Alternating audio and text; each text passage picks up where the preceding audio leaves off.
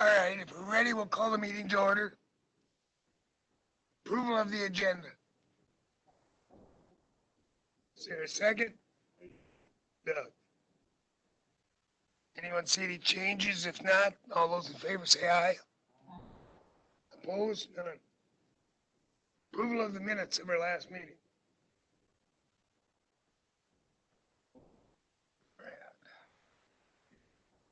Tracy. Hearing no changes, all those in favor say aye. Opposed? None.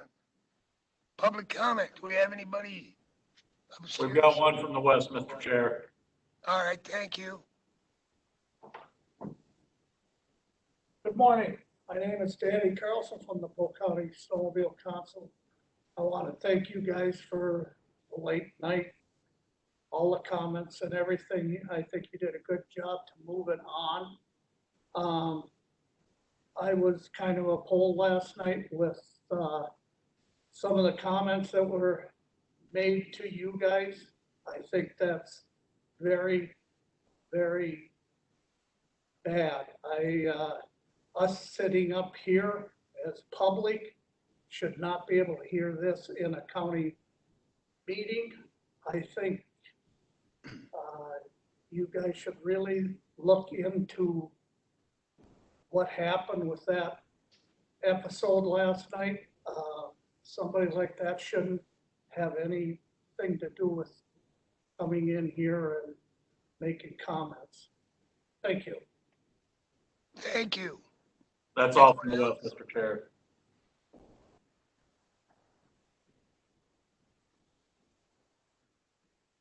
Is there any call-ins?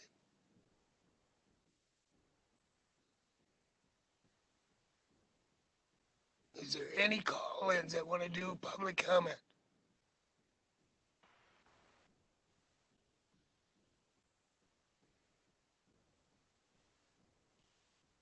Okay, seeing none.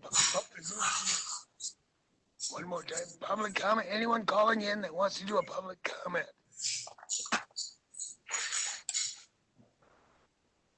Okay, seeing none, we will close public comment.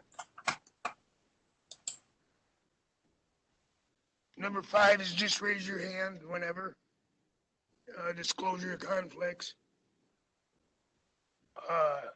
Number 6, is there any supervisors online that want to make comments?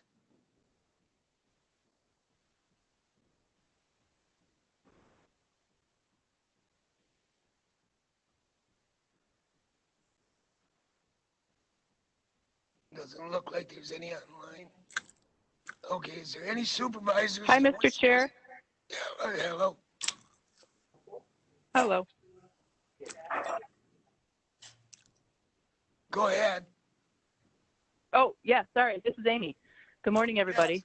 Where are we at here? I'm sorry, it took me a second to hop in here. We're at public comment. Oh, my apologies. I'll wait for the supervisor section. That's yours. We're at number 6. Okay. Supervisor. Thank you. Okay. So I just wanted to check in. I did a little research. I've been kind of working on this whole, trying to understand a little bit more about the legality of stuff. And I have an email that I'm going to put together for, it's from the Wisconsin Towns Association. And I just wanted to read a little bit that he says, and I'll get it to you guys. And this is on the topic of fees and assurities. And he says the WTA, and this is Joe Ruth, who's the legal counsel at WTA, Wisconsin Towns Association. WTA believes, however, that DADCAP does not have the authority to impose restrictions on fee and financial assurities. In fact, DADCAP staff agrees with us. But basically, Wisconsin statute, which authorizes DADCAP to adopt statewide livestock sighting rules, only authorizes them to promulgate sighting standards. Neither fees nor financial assurances are livestock sighting standards, so WTA feels these provisions are unfounded and unenforceable. Sorry about the background noise. Good. In our opinion, the town should adopt a higher fee and or required bonding under current rules. So I'm going to pull that together so it's easier for everybody to kind of understand that, but I wanted to kind of let you know I've been doing a little research on that piece. The other piece I wanted to say is we haven't had enough time. I don't even know if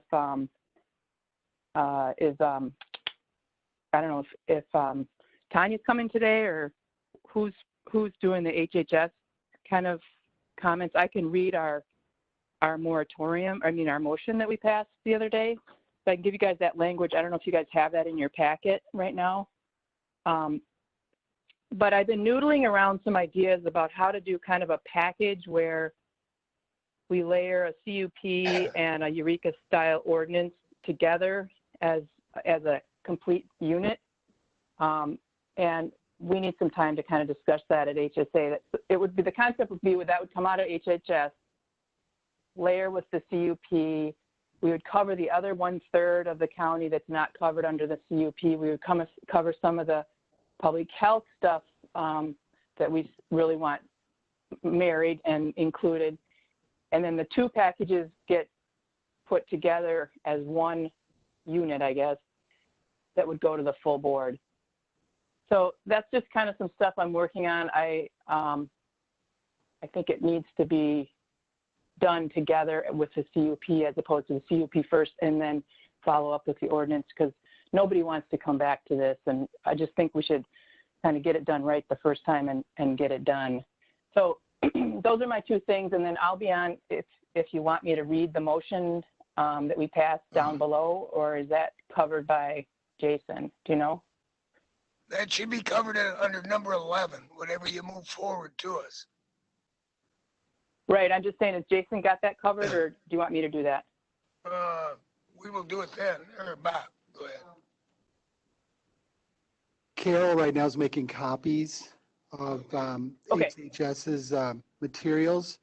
They were forwarded to all of you right after the Okay. HHS committee meeting. Looks like Jason's willing to share our experience and your response with our committee when we get to that agenda item. Okay. But Amy, if you wanted to stay online or rejoin us then, I Yeah, suppose that's I up will to do the that. chair. Yeah, Okay, I can do that. Well, All right. thanks on that, and I just want you to noodle that stuff around. okay, thank you. Thank you.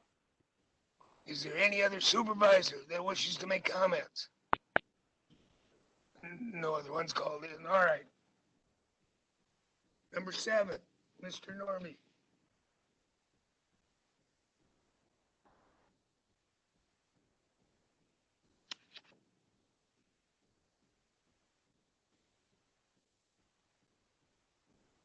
Good morning. Just a quick update on 2 properties, the lots we sold behind Menards there. In April, we went in contract with the gentleman for those 2 lots.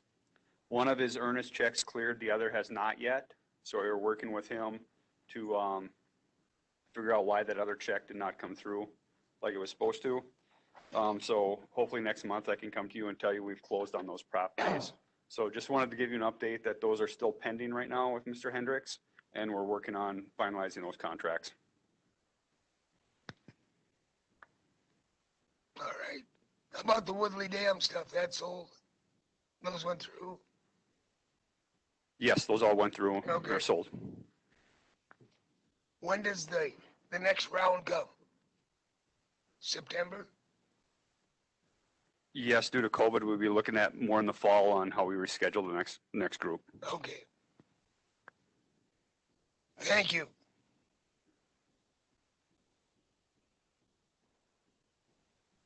Number 8.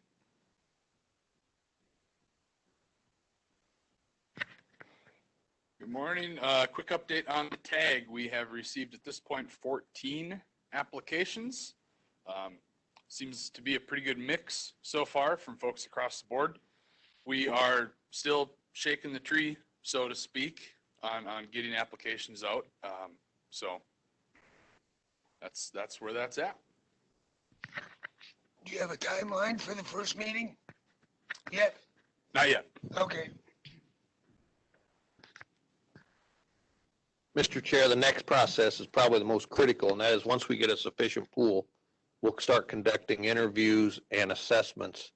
Because the key in this is is to get a team that can represent different interests, but yet can work together. So we're going to be very selective and ensure that we get the people that can get things done in a way that makes the most sense for the county. So that process will be in the next couple of weeks. We'll get started on those interviews. All right, Brett? How many are we hoping to have on the committee? I mean, is there a goal for a number, I guess I'm saying? 11 to 15 people is the goal. Okay. Any other questions? Cool, we're good.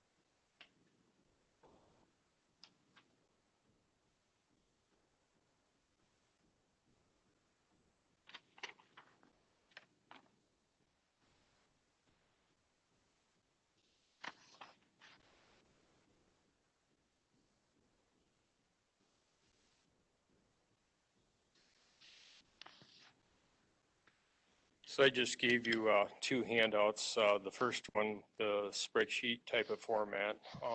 What that is that's basically a summary of all the bids that the Parks Department received in regard to the Cattail Bridge. More specifically, this would be right in the city of Amory.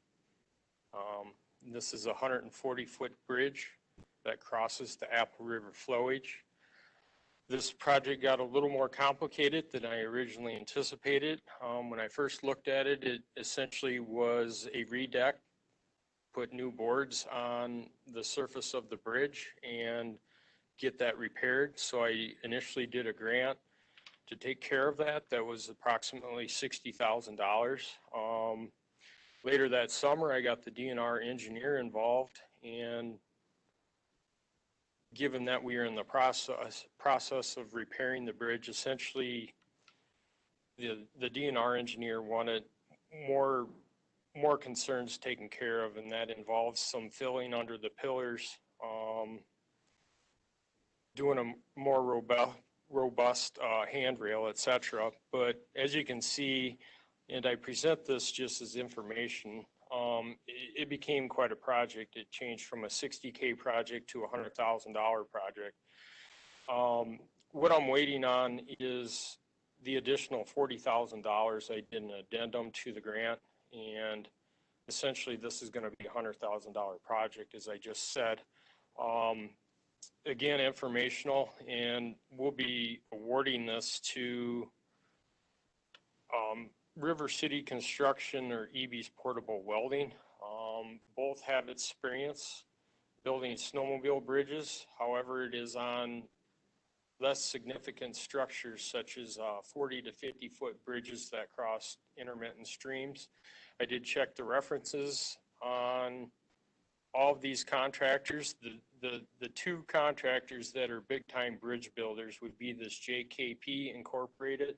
They're kind of based out of Webster. They provided significant pictures, etc. They've done extensive work in Burnett County on 150-foot bridges. The other one would be Larson's Constructions. Again, we're probably going to be going with either EB's or River City Construction, and that's going to be within budget. If we run into anticipated events where we've got to throw another $5,000 into it, first step would be to contact the DNR and request additional funds from there. The second option would be to tap into the snowmobile and ATV maintenance grants associated with that trail. Would not like to explore that opportunity because that would cut right into their dollars to maintain the trail. So it's strictly informational at this point. We'll keep you posted in terms of when the contract's awarded, et cetera. Any questions on that? Go ahead, Brad. Do you have a time frame on that at all as to when the other portion of the grant will come in perhaps, or not? I do not have a timeline. Basically, Polk County has been awarded an additional $20,000 to date. That's coming from ATV funding. So we've got 80. What I'm waiting on is an additional $20,000 from the snowmobile portion of it to come up with $100,000. After this meeting, I'm going to get on the horn with our DNR representative associated with these grants and try to get an answer. I guess I'm not pulling the trigger on moving forward with this project until we have a letter indicating that we're going to get the funds. So no, I don't have a timeline. Okay. But the goal would still be to do it this fall, or is it kind of pushed to next spring now type of a thing? The deadline to complete the project will be prior to December 1st, prior to snowmobile season.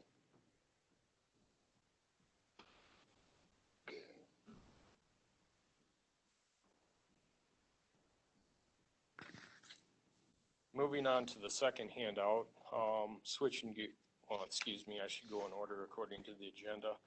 My bad. Guess every other year, Polk County Forest plants about 100,000 seedlings. The trees have been ordered. Got to order them so that they can grow them, so that they're decent size when we stick them in the ground. We contract out through an outfit in Canada called PRT. We already paid a down payment of $8,000 back in March. So the trees are coming. They'll go into the ground next spring. So I've got to make, like tilling the garden, make a space where I can plant them. Bid out what's called scarification. It's like making a rototilled row where the tree planters put the trees. This is highly specialized work. I only sent it out to one contractor. I guess I'd like to get it in the notes to award the contract to Future Forest. Essentially, it came back at $75 an acre. We're doing 103 acres for $7,725. I guess I'm going to be awarding that contract, so that's up for discussion, but in preparation for next year's planting season. So that went through the regular process anyway, though. That's the regular process we have for that. That is our process. For bids. Basically, due to the fact that this is specialized projects, the next available person who can do this work is 180 miles away. Oh, okay. I did make contact with an outfit in Brainerd, Minnesota. A few years back, they gave me a call. They were just kind of scoping out whether or not they should explore this business venue of getting into doing this type of work. And, you know, the person was trying to scope it out to see if there was enough business to justify buying the equipment, but that never materialized. So, again, this is a specialized operation, and essentially we've only got one contractor. So, and this contractor goes all throughout Minnesota and Wisconsin. It's what they do in the fall. All right, anybody else questions? All right.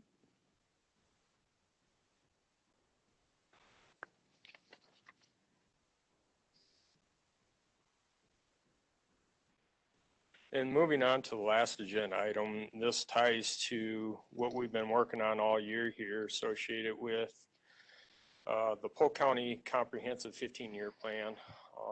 Had an open house last Wednesday. Turnout was very weak. There was 2 people in attendance.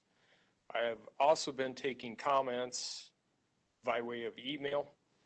And to summarize these, you know, I have only got a total of 10 comments. And what this quick little pie graph represents is 4 of those comments were tied to forest management. I'm categorizing them. That was anything from thank you for providing stumpage to essentially harvesting to create deer habitat or grouse habitat. 5 were just general questions. A lot of them were tied to firewood permits. It's like operationally, it's nice to see that you have it. Why do you offer this? Why do you do this type of questions? One comment was related to recreational use agreements that is in chapter 900. This particular person just basically did not understand what that form was for. After explaining it, they're good. That form is utilized for such things as the equestrian horse trail, the Ice Age trail, and also the snowmobile trails that are within the forest. One comment, it started out as a comment, I smoothed it over, it tied to the biology of trees and why we harvest the way we harvest in the town of Sterling, why we clear cut versus why we thin jack pine. After talking with them, it's all smoothed over. And the last comment was just a general thank you for promoting wise use from anything from birding, harvesting, water quality, and recreational opportunities. So pretty much to summarize, they were all good comments, or the couple that were kind of even somewhat controversial, I was able to smooth out. So to keep this thing moving, the next meeting on August 12th, I will be bringing in a resolution for you guys to move it on to the next stage of the county board. I guess I leave it up to this committee of whether that is time enough to pass the resolution here on August 12th and get it on the county board agenda for August 18th. So I guess I'll open it up to any final questions that you have on the 15-year plan or anything in regard to the open house. Go ahead, Brad. Well, just on that, yeah, I'd like to see us just, pass it in August and put it on just have it on the county board agenda for the August meeting. And if for whatever strange reason it doesn't happen, we just don't address it at the August county board meeting, but get it done in August. Yeah, keep the timeline up, I think. Okay, very good. I'll have a resolution for you guys August 12th, and we'll make it happen hopefully on August 18th for county board. Thank you. All right. Thank you.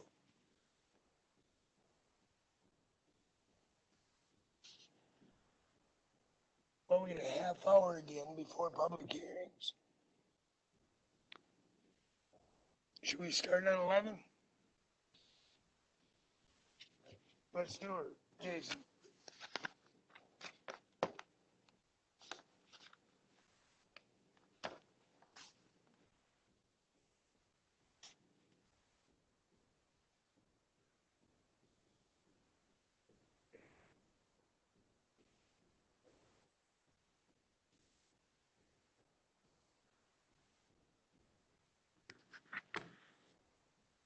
All right, so we'll start with 11A.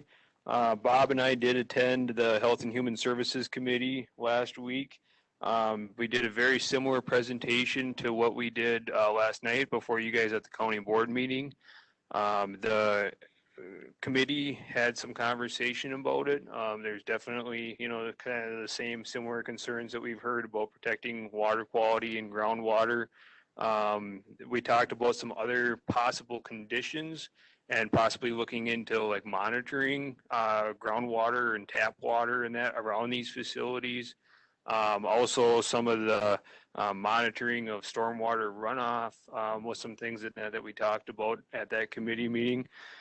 They then took and made a unanimous motion and that to pass the motion that Carol handed out to you guys, which basically kind of sums up and that about the proposed developers, and that plans, what the health and that association has said. And then at the end, and that basically comes down and asks the Environmental Services Committee to consider the above information when taking action on conditional use permits and ordinances related to CAFOs. I believe that the Health and Human Services Committee, and that wants to have some more time in that to work on this. I believe they've even got a DNR rep and that coming before their committee and that at their next meeting. So that's basically what we were talking about.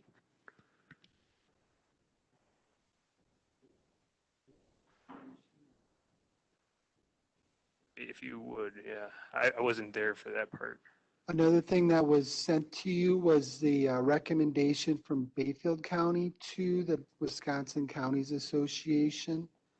They're asking the WCA to lobby for a 2-year statewide moratorium on all CAFOs. And within those 2 years, they want to do a quantitative research-based study on the impacts, similar to our same 4 learning objectives, impacts on groundwater, surface water, air, and impact on humans. So they're advocating through the state or through your professional association to the state to again enact a 2-year moratorium. Do that study, which would include not only real scientists, specialists, but also state agencies. And I think they identified both DATCAP and DNR. And a product of that study would be that analysis statewide. And as you know, the geography of Wisconsin is quite diverse, so that's a pretty extensive piece. So I believe the Health and Human Services wanted to share that with you and as part of your consideration and deliberation as you work forward, whether it's on the CUP or other approaches.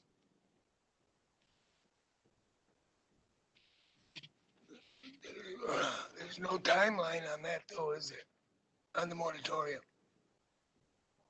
The second part you just said. Again, it's just a resolution to your professional association to advocate at the state level to apply. Yeah, so there isn't a timeline. I know the executive committee with WCA will be reviewing those resolutions at their annual meeting in September.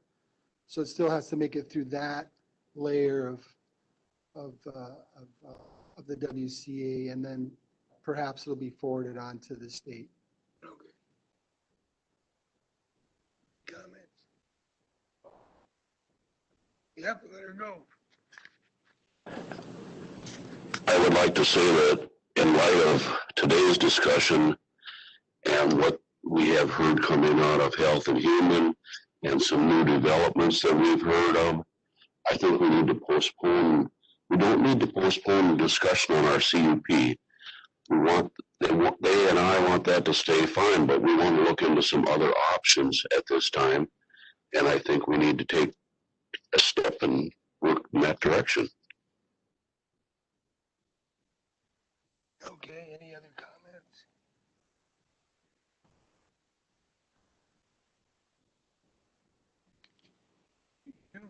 Go ahead.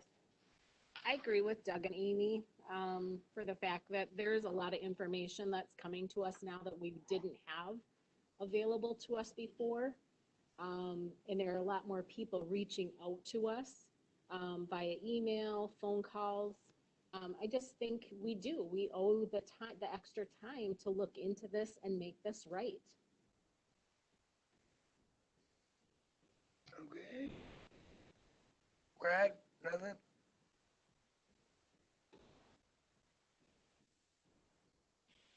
Sure, I have something. First, I'll address the Bayfield letter to the WCA or whatever it was. Once again, Bayfield has seemed to jump out, and I believe in that it spoke, and correct me if I'm wrong, Bob, I read it several times, but that Ashland uses their drinking water out of Lake Superior, Bayfield perhaps does, several cities along the lake in both the United States and Canada. And Bayfield County seems very concerned about agriculture waste getting into Lake Superior. But what I didn't notice in that resolution, they didn't bother to say that Ashland dumps 15 million gallons of raw sewage a year into Schwamigan Bay. They've done it for every year from 2013 to 2017. In April of this year, they dumped 7.1 million gallons in at one. And I think once again, we're taking a tiny, tiny portion of the population in agriculture and saying you're the problem when there isn't enough agriculture in Bayfield and Ashland counties to be the problem in Lake Superior. But we're saying, well, you know, the fact that Ashland dumps 15 million gallons a year of sewage into Lake Superior, it's okay because that could cost somebody some money. So I got out of Bayfield County exactly what I thought I would, but I think they're missing the point. I mean, if you're going to clean up the Lake Superior water for drinking for everyone, it has to go beyond agriculture, especially when there isn't enough agriculture in that region. They don't produce 15 million gallons of waste in agriculture in them two counties combined, more than likely up there. So I think they need to expand what they're looking at and take a much bigger view of things and look wider than what they are. Thank you.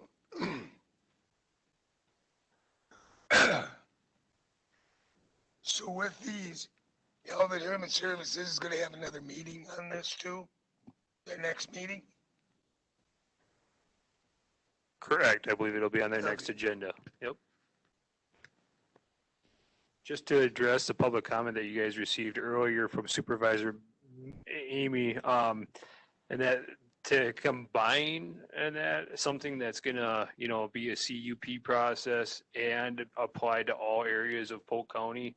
And that the only option to do that would be, and that to do an operational ordinance. And that if you're gonna literally combine the two, we can't put any provisions in our comprehensive ordinance that would make that then apply in our unzoned, in our town-zoned towns. So that is a completely separate avenue, and that from the CUP process, no matter which way we try to work around that, so. Okay. All right. So a question on Health and Human Services letter here, Jason. The first "we believe" line. Who is we that believes that Smithfield and JBC is targeting Polk County for hog industry?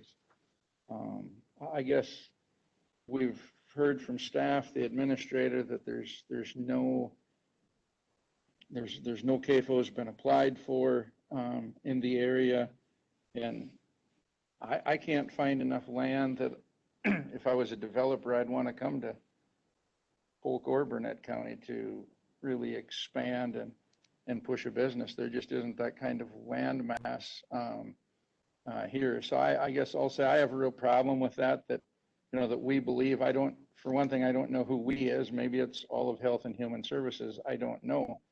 But we can believe a lot of things. It doesn't necessarily make them true. And there again, I think where would they go? Where could they possibly fit into this county?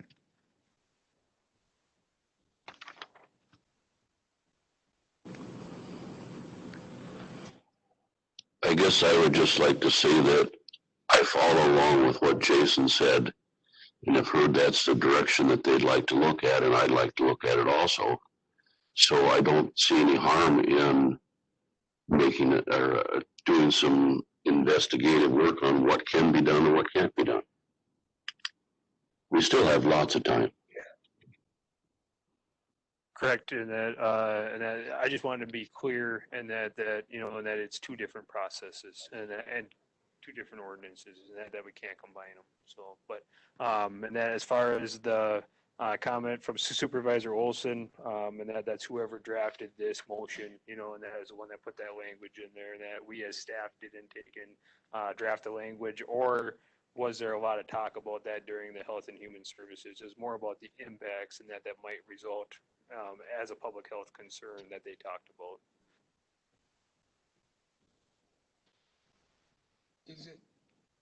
Is it good policy to name companies like this? But we don't know, is it a good policy to actually put their names on here? Smithfield, JBS, when we don't know if they're gonna do anything. Is that a good policy to have? That we select somebody's business and put on here? Well, I think it originally said, we know. Yeah, And I think when somebody said, do you really know? that's right. They said, maybe it makes more sense to say we believe. Yeah, but do we name companies that we don't want in Polk County? Well, it didn't say we don't want them. It just says we believe they're planning on building. You know, well, But because, yeah, so I don't know why they were singled out. Again, Okay. I think Jason said it well. The staff wasn't sought after to comment or to verify anything. okay, One thing that we do know, sorry, and I don't mean to jump in, Sharon, and that one thing we do know is that the pending application in Burnett County was filed underneath a corporation called Cumberland LLC. And that's one thing that we do know. So who's the background behind that? We don't really have specifics on that. sure. Go ahead, Sharon. Well, see if it's green, yes.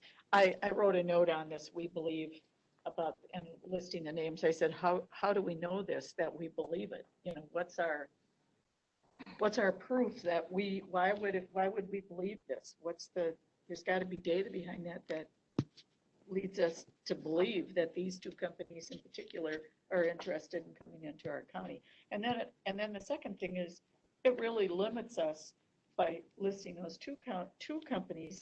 If you really, maybe the statement needs to be a little more vague or broader, or I don't know what the right term is, saying, we believe that CAFO developers plan at some point to apply for a license for a CAFO in Polk County, something like that, instead of so specifically calling out two companies.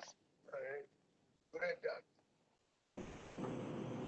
I was just going to follow up to Sharon in that that's a good point, a very good point.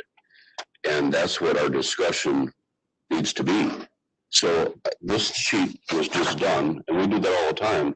It maybe needs to be amended to state, the same thing, but in a different way, and can be done. And that's what we should be looking at in the future, or now, or in the future.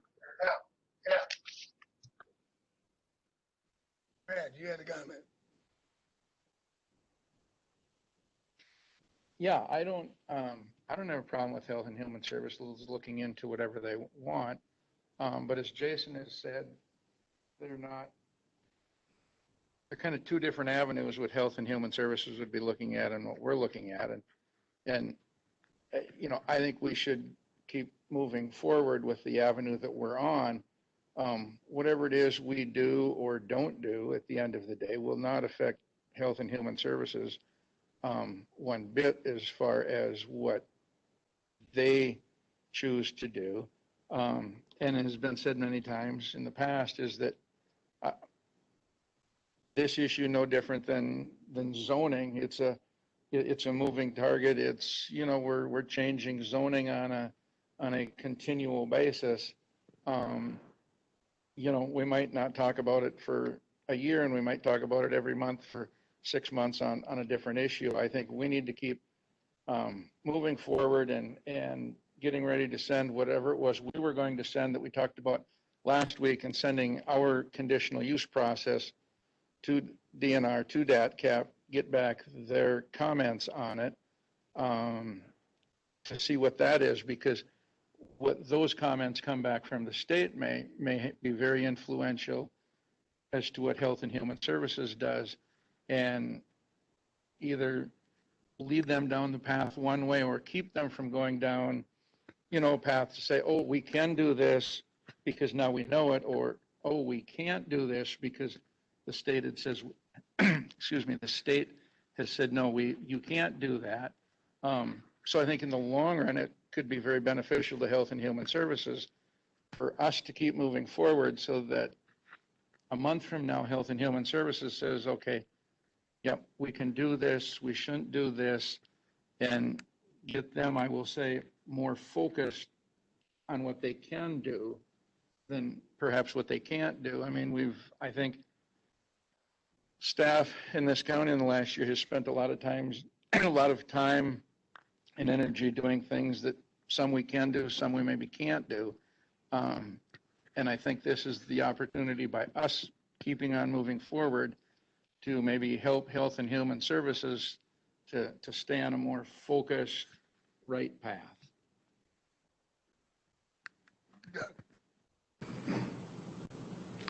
Just a quick follow-up, but in this process we've been going through, I was told this by the board chair, and I was thinking he would be here, so I wouldn't be speaking. It was in a discussion we had, and the way he explained it to me, the public comments will come in, and we look at the public comments and compare it to the work we've done, and some of the work could be changed because of all the concerns of the public. And one of the main ones that stands out in the emails I received was the 200 feet. That was one. And then on for standing up for the other side, Mr. Olson, they were concerned about that we had put 5 miles for where the operator could live. And I understand that is a concern legally. And I go back to when I had a discussion with Mr. Fugie over whether the administrator had to live in Polk County. And you can't require that. And they used to require superintendents of schools to live in the district. They can't do that anymore. So it's an issue that we need to rediscuss. So I think there's a lot of things we still have to look at before we're progressing forward, but we don't have to put this rush on it to get done. All right. Go ahead, Brad. Well, I think I'm agreeing with Supervisor Rowdy in the fact that if we send this to the state, and maybe I misinterpreted what Doug was saying, but if we find these things out, we get into a much more tunnel vision of what we can and cannot do. And I think that's where the county board, staff, everybody needs to be, is what we can do and what we can't do. Because right now, everything is wide open. And I think that's where, by sending our conditional use process to the state, to DATCAP and the DNR, and finding out, yes, this is okay, maybe no, you shouldn't do that, that gets us a little more tunnel vision, gets us closed in on what we can and can't do, and helps get us towards that end, like Doug was talking about, with a little more tunnel vision and not everything outside. And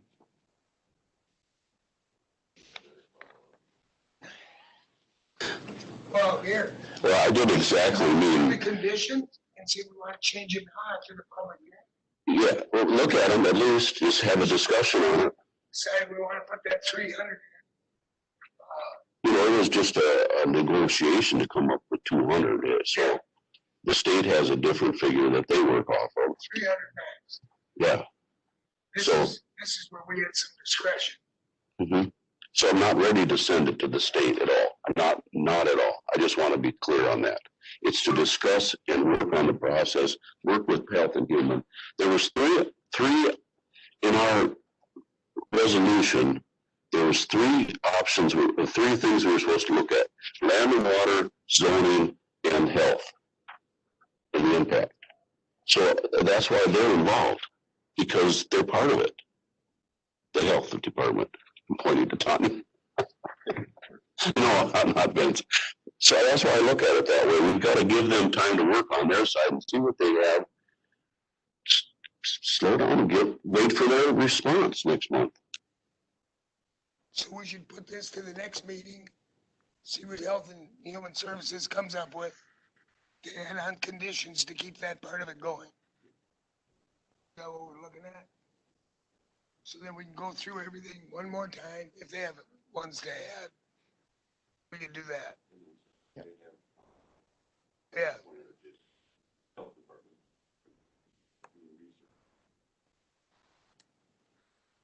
Yeah, and I'm not disagreeing. I'm saying, if we send this to the state, whatever it is we have, if we add a whole bunch of conditions to these today, let's say, and send it to the state, that's not saying we're done. Oh, God. That's just saying we've crossed one more hurdle in the road.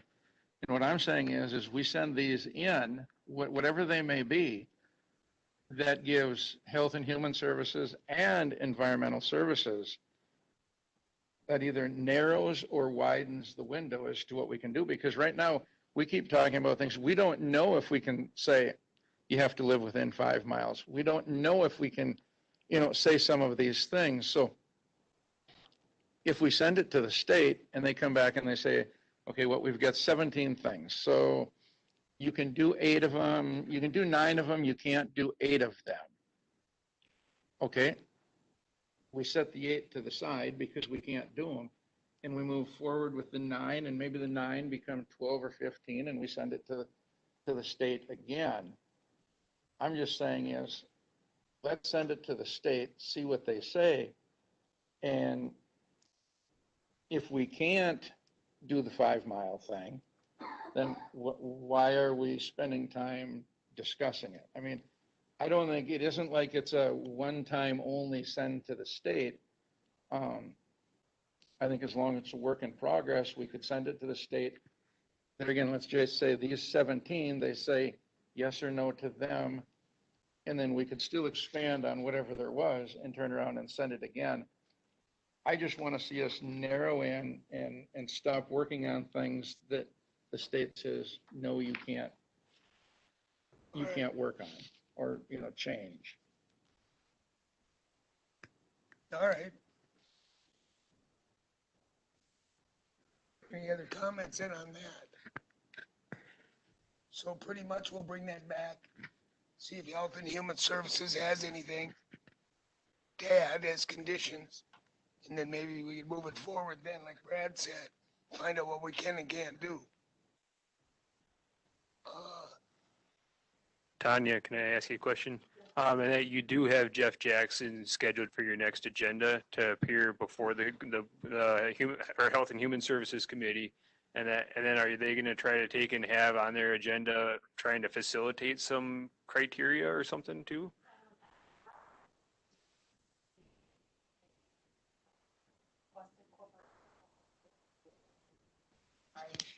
I know the rules too. Okay, so at last Health and Human Service Committee last week, there was an action item to request Corporation Council to draft a resolution for, to be presented to county board, correct? Vince, on it wasn't an ordinance, it was wasn't it a resolution? I received a phone call late last night from Amy about some happenings here after I left that county board. She was talking to something about operations going through.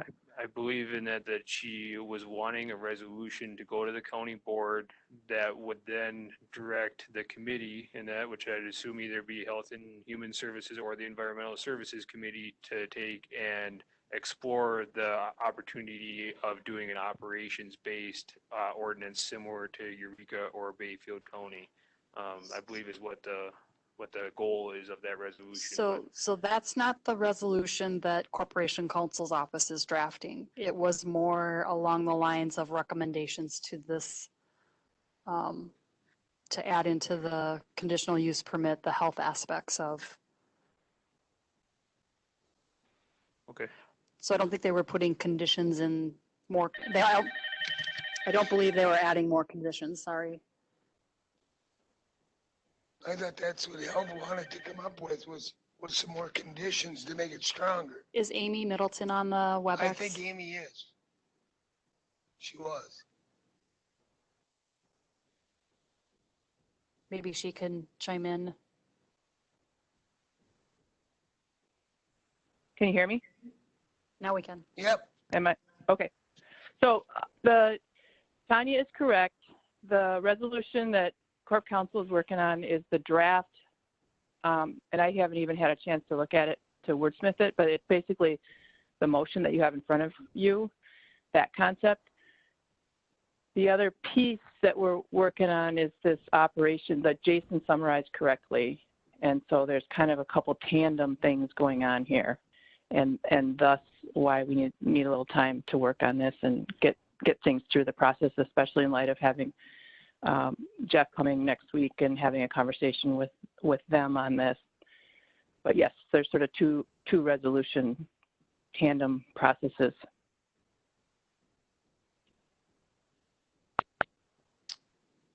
So are you gonna have some conditions you wanna add to this, at least in this part of the CUP?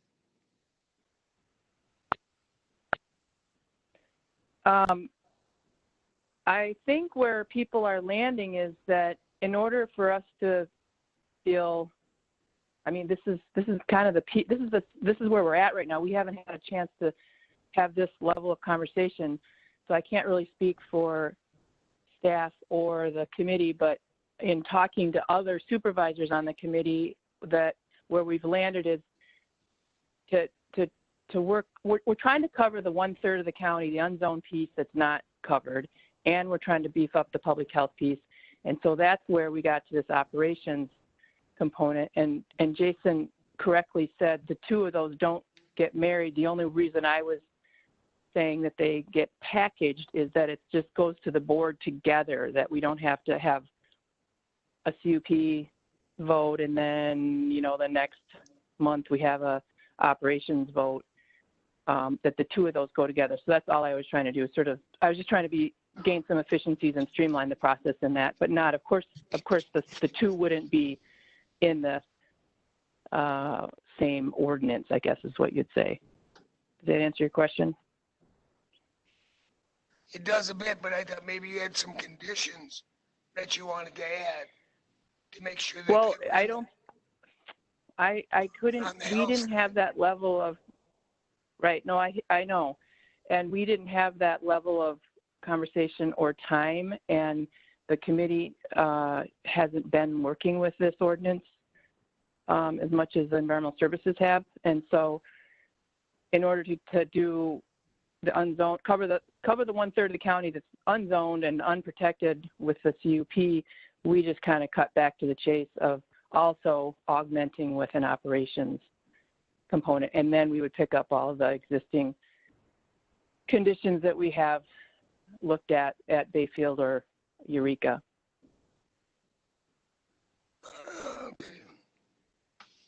So we didn't exactly give you some itemized bullets, but we're sort of saying, in order to address our concerns about the 1/3 missing and health, we felt like an operations would be an easier way to go. But that resolution is in process, but the resolution that Tanya mentioned is correctly summarizing the motion that you have in front of you. All right.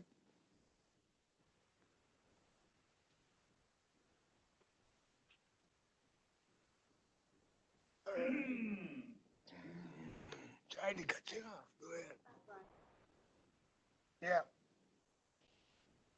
So are you still with us, Amy?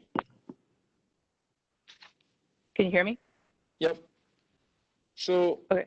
as I asked Jason earlier, who is it on line 2 of this motion? Who is it that believes that Smithfield and JBC is targeting Polk County? I guess there's been no applications pulled.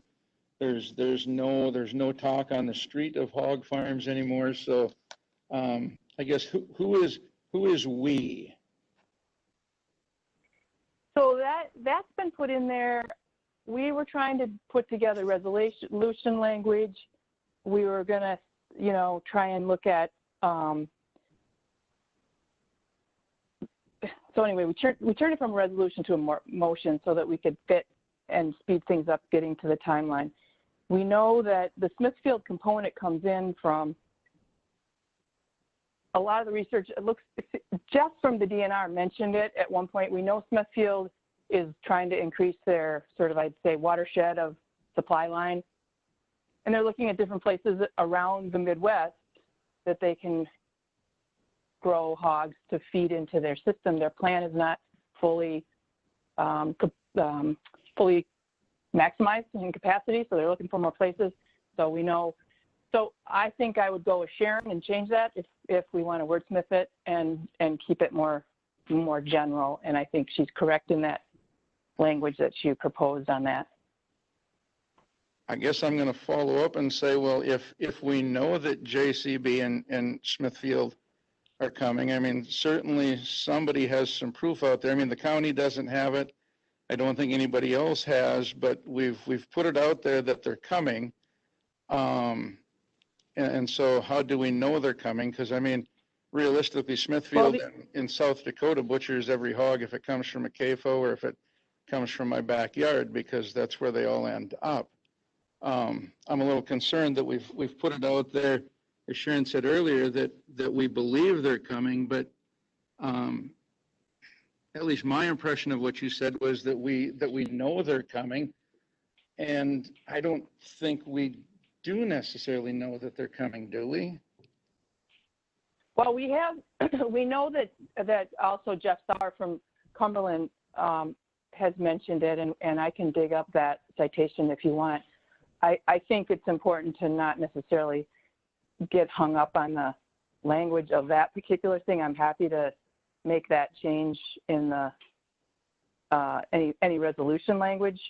I was just sort of, and the committee was just trying to sort of summarize our feelings around making sure that we're protected on this hog piece and looking at the larger economic watershed and supply line of how these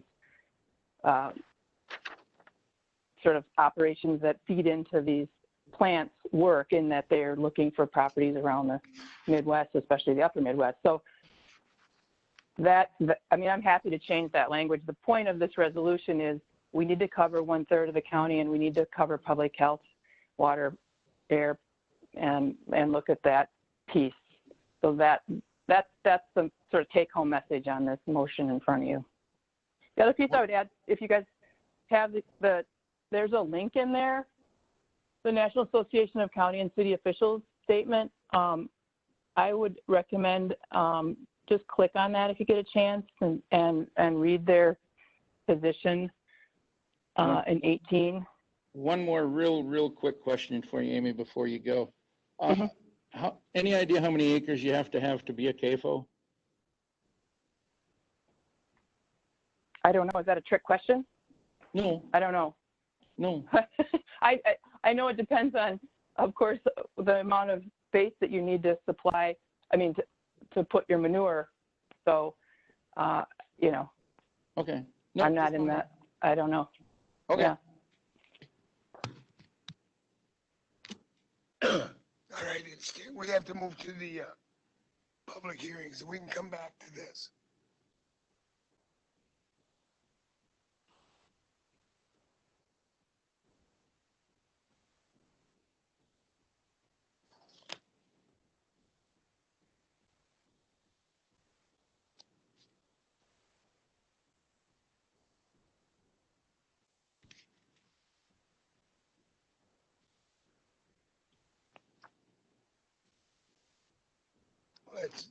We'll go in order.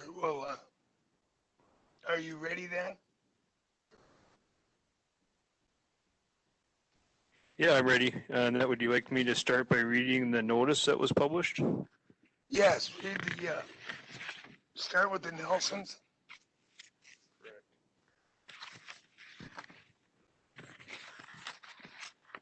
So the public hearing will start at 10:03. Okay. Justin and Stacy Nelson request a rezone from agricultural 10 A1 to small business commercial B3. The property affected is 2406 BD Lake Trail, Lot 1, CSM number 4736, Section 25, Town 35 North, Range 19 West, in the town of Eureka. The parcel number is 020-1284-0000. The Nelsons have 1.34 acres there at that property. This property does not fall underneath the Shoreline zoning ordinance. It only falls underneath the comprehensive land use ordinance. So in other words, there's no water or even wetlands on this property or close by. In 2014, the Nelsons were the owners of the property still, and they applied to have the property rezoned from residential to ag. And then after they did that, then they went through a conditional use process, which was granted on some conditions to operate an auto repair business on site. And that the property, I should point out, is on Highway 87 as well. It's in the southwest corner of Highway 87 and BD Lake Trail. The purpose of the rezone is to also conduct a hunting and firearms dealership out of this location.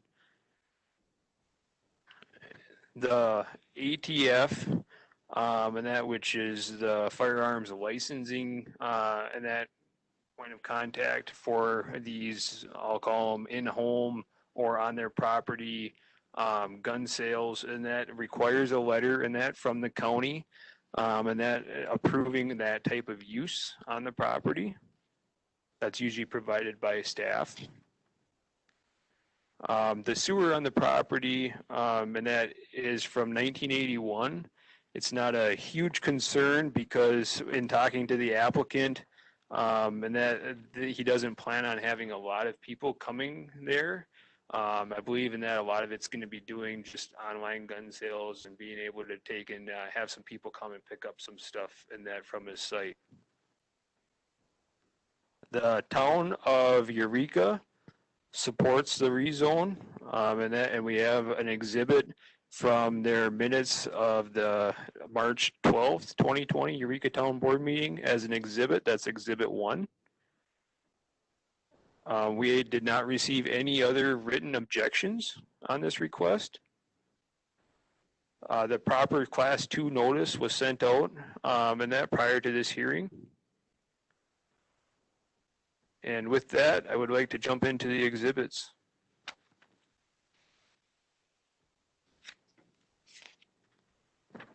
So Exhibit 1 again is the March 12th meetings or meeting minutes from the town of Eureka. And it says Telejohn/Masson motion to approve a zoning change for Justin Nelson from Ag 10 to B3, motion carried. So short and sweet.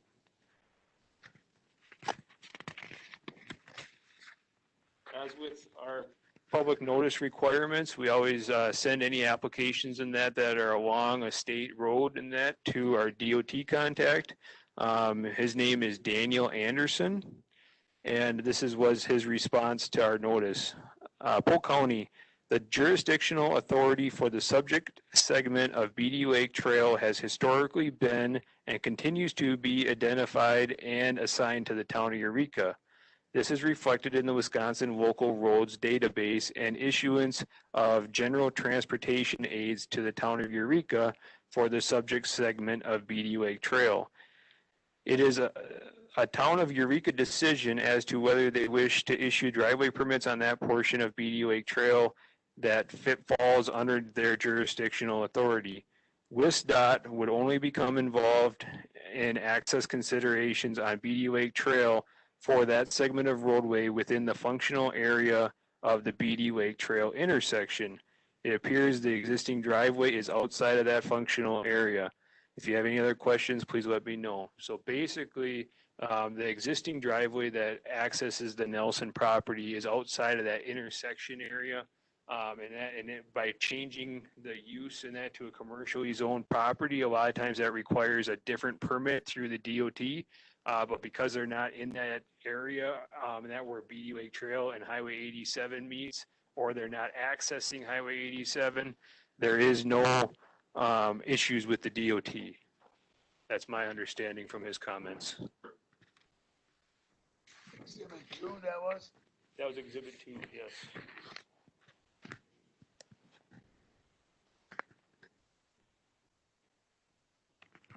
And that's all I've got right now. All right. Do we have any public that wants to make a statement for or against? Or the applicants, if not? Anybody in the West Conference Room or on the call-in have any comments on this?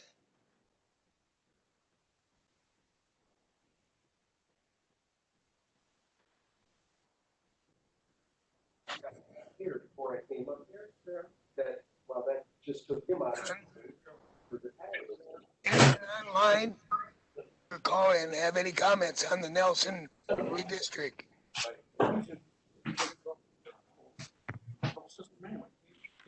Well, he'll just get somebody to go on. All right, none? Any questions from any of the members? If not, we'll close the public hearing at 10:10.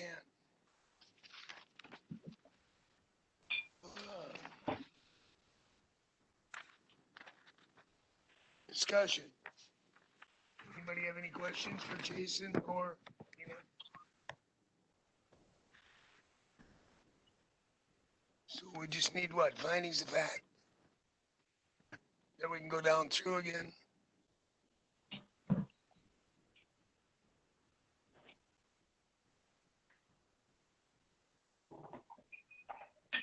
Ready for your findings when you want to start. Yep, go ahead.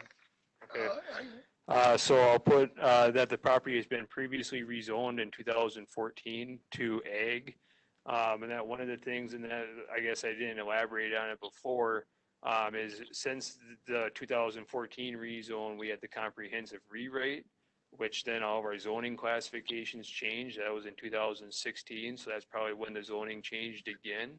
And that's kind of just some background information on that. The Nelsons have 1.34 acres. They currently run an automotive repair business out of that property, which is considered a commercial activity, which is similar and compatible to their expansion into the hunting and firearms retail. The town of Eureka has approved of the rezone. Proper notices were sent. The DOT does not have any issues with the access to the property because it does not access from Highway 87 or within the intersection area of BD Lake Trail and Highway 87. No objections were received during the public hearing or in written form. And that's all I have for findings. No wetlands. Yeah, there'd be no wetlands and shoreline zoning that would apply to this property. Okay. Everyone feel that's adequate? I would entertain a motion for or against. Doug? You need a motion, I'll make a motion to accept. Is that what we need? Yeah.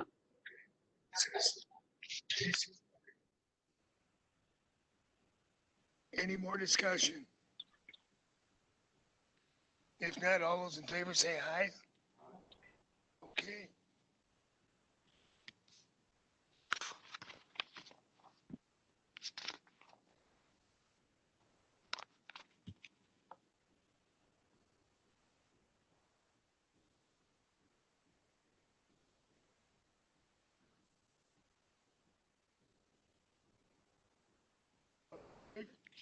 Oh, you feel okay.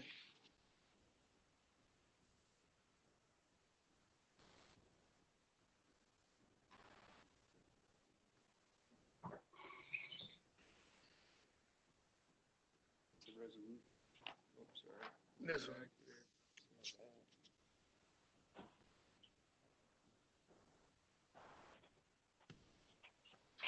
He's right there.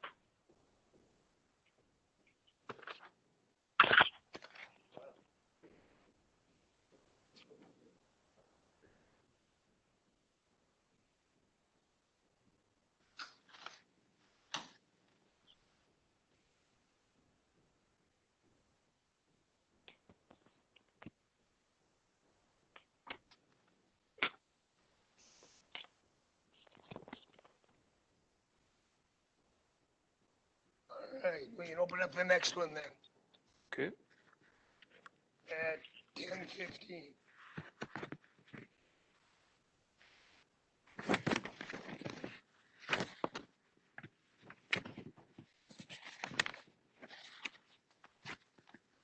All right, so the next request is for Brian and Denise Bozak. Sorry if I pronounced that wrong.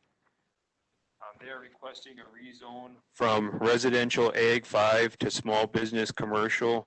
The property affected is 2545 State Highway 87, Lot 4, CSM 6351, Section 26, Town 36 North, Range 19 West, in the town of Sterling. Parcel number is 046 00651 0100. The property is 4.04 acres, and the rezone would be for the total land area. The application that was submitted to us, and that is to have the rezone, and that to create a dog grooming, training, boarding facility, and also, and that as part of that is they would have a building for their own dogs. And normally, and that they could take and, have their own dogs on the property.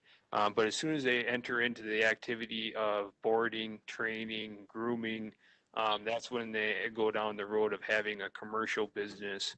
Underneath our Ag 10 zoning classification, we do have a kennel as a conditional use, and that the thing is that the building or the kennel has to be at least 300 feet away from a surrounding property line. This property, and that you couldn't build any kennels on it then, because at no point on the property are they going to comply with 300 feet from the property line. And a kennel also wouldn't cover those commercial uses with the grooming and the training. So that's why staff advised for them to take and rezone it to a small business commercial. That's still going to put that 20,000 square foot building footprint on the property, so that there's some protection against large commercial activity as well. This ordinance is on Simpson Lake, which is a class 3 body of water.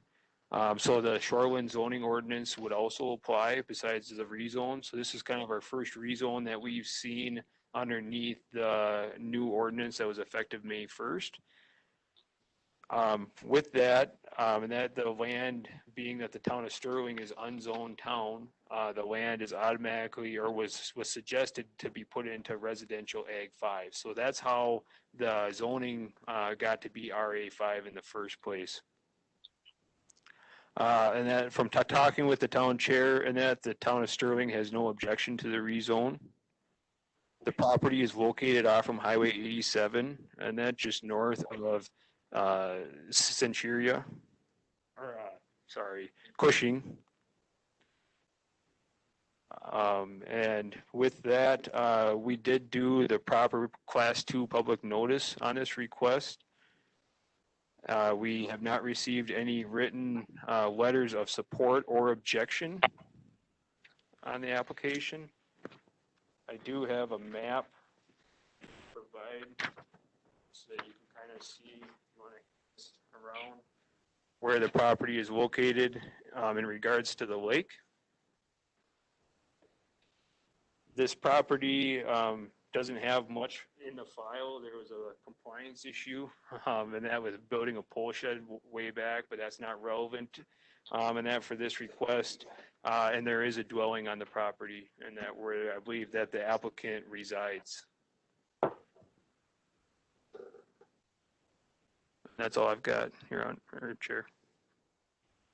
Okay, did the DOT, you have any, the DOT? They did not weigh in on this one, but they were noticed. Okay.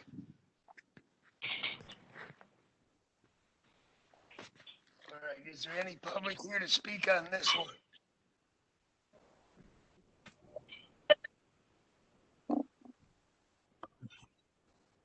Oh, yes, if you want to speak to this? Okay. Is there anyone online that wants to speak to this?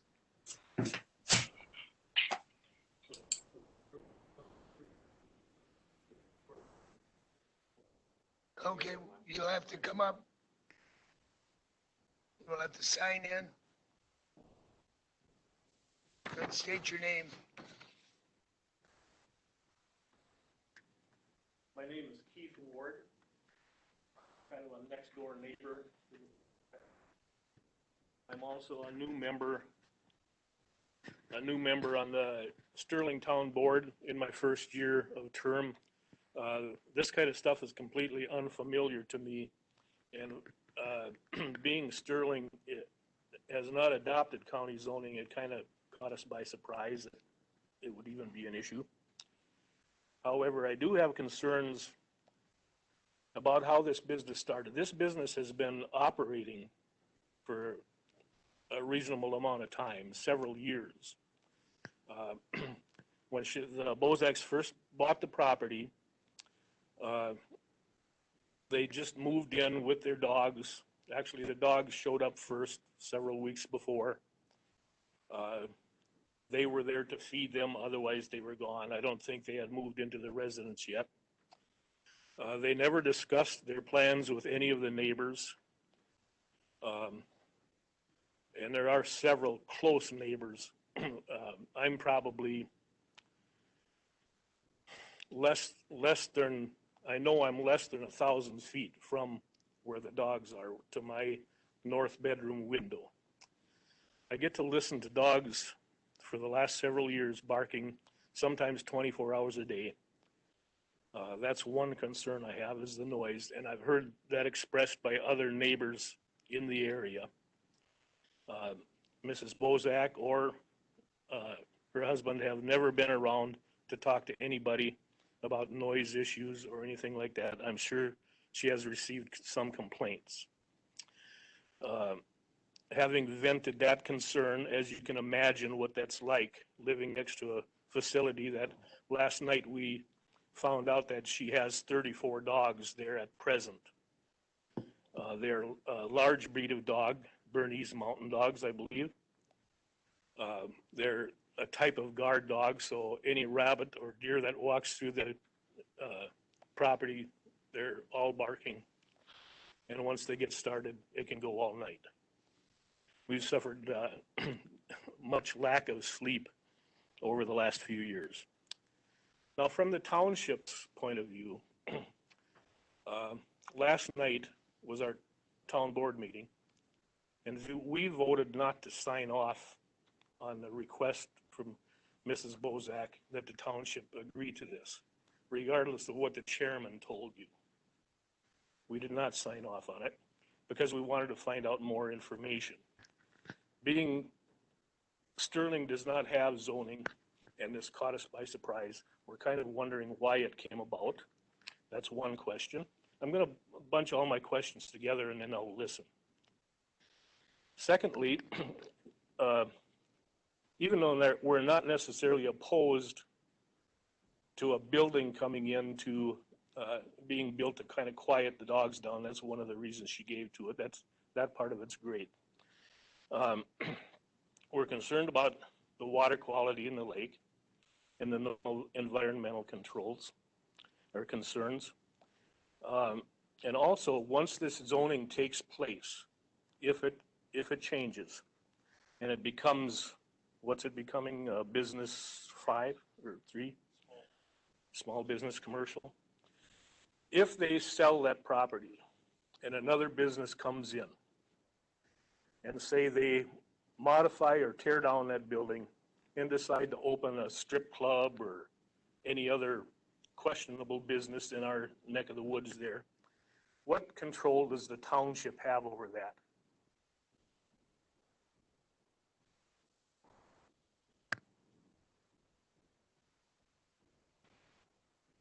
And so we're looking at it in a long-term situation.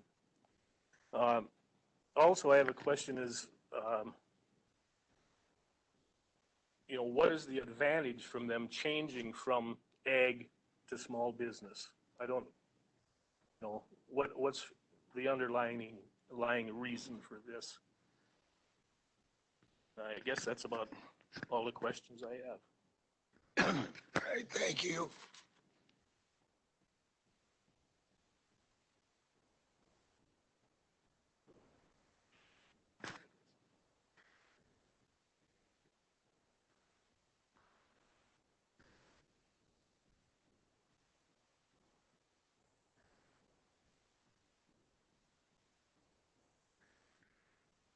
I'll let you answer the questions. Okay, and then, so just to answer his questions and then in case the applicant wants to speak, Yes. and that to those questions. So this is brand new and that to the town, like I mentioned, this was just part of that May 1st new ordinance.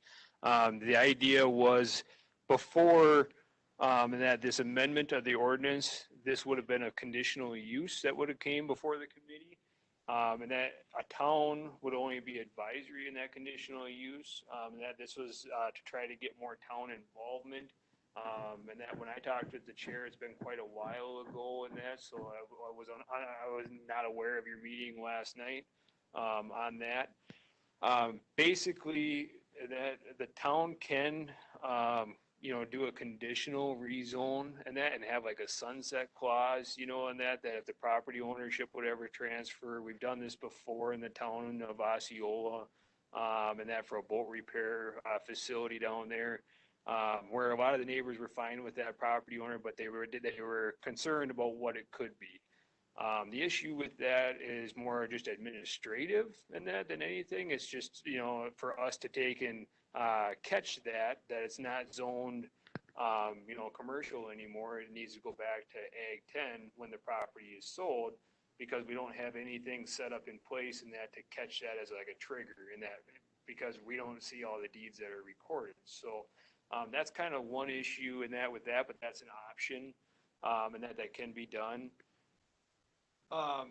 The lake, and that is going to fall underneath all the normal protections that all of our navigable waterways and that are going to in Polk County, and that they're only going to be allowed to have 15% impervious. If they go over the 15% impervious, they're going to have to install runoff capture devices for the extra impervious surface, so that's not going towards the lake.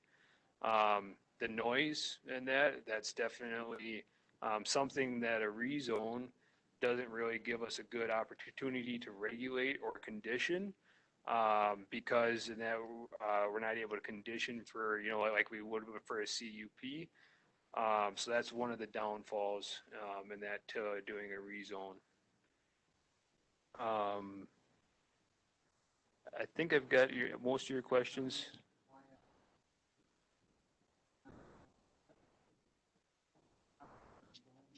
Well, we are on zone. Correct, and that, Anything we've ever done in the past, county doesn't want it. Things are changing. I've been warning for some time. Getting to be out there and we'd like to start rolling. The way it's a mixing that is opposed.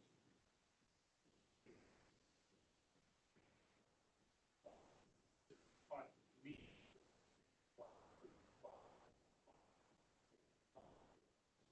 Recourse.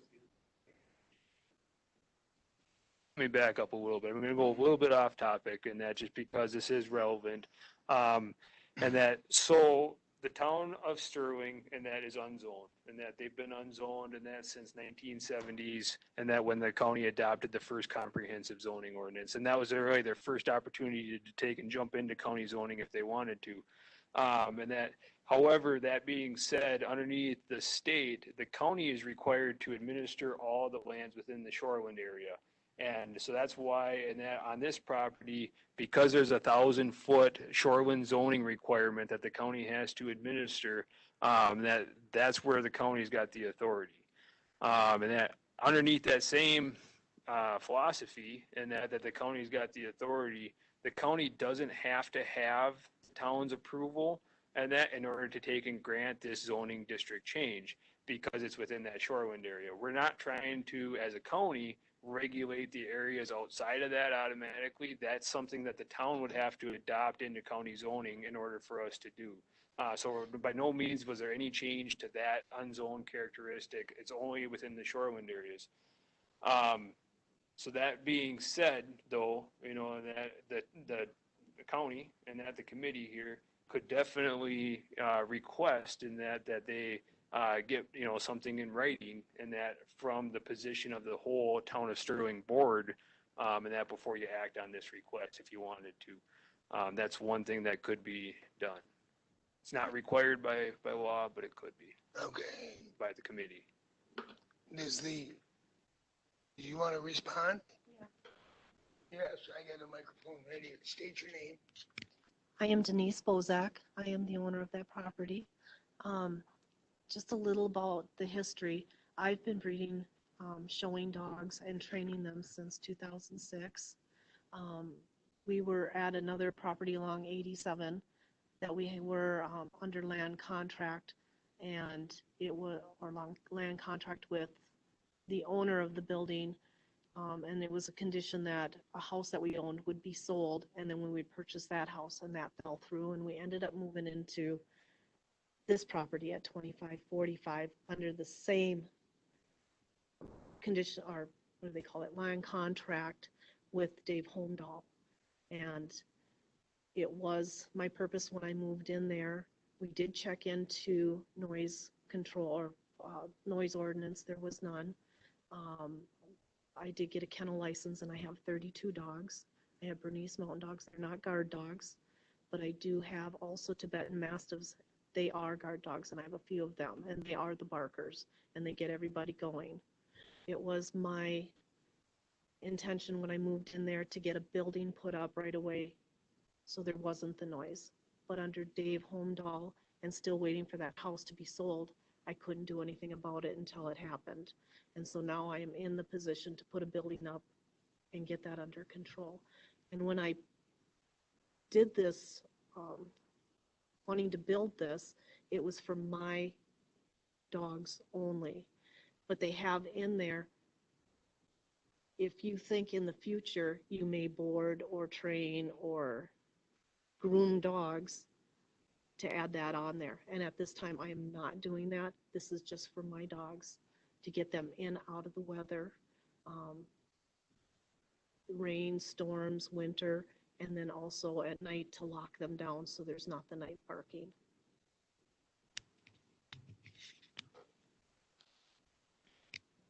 Anyone have questions of the applicant? Go ahead, Brad. So you really have no intentions of boarding or training other dogs?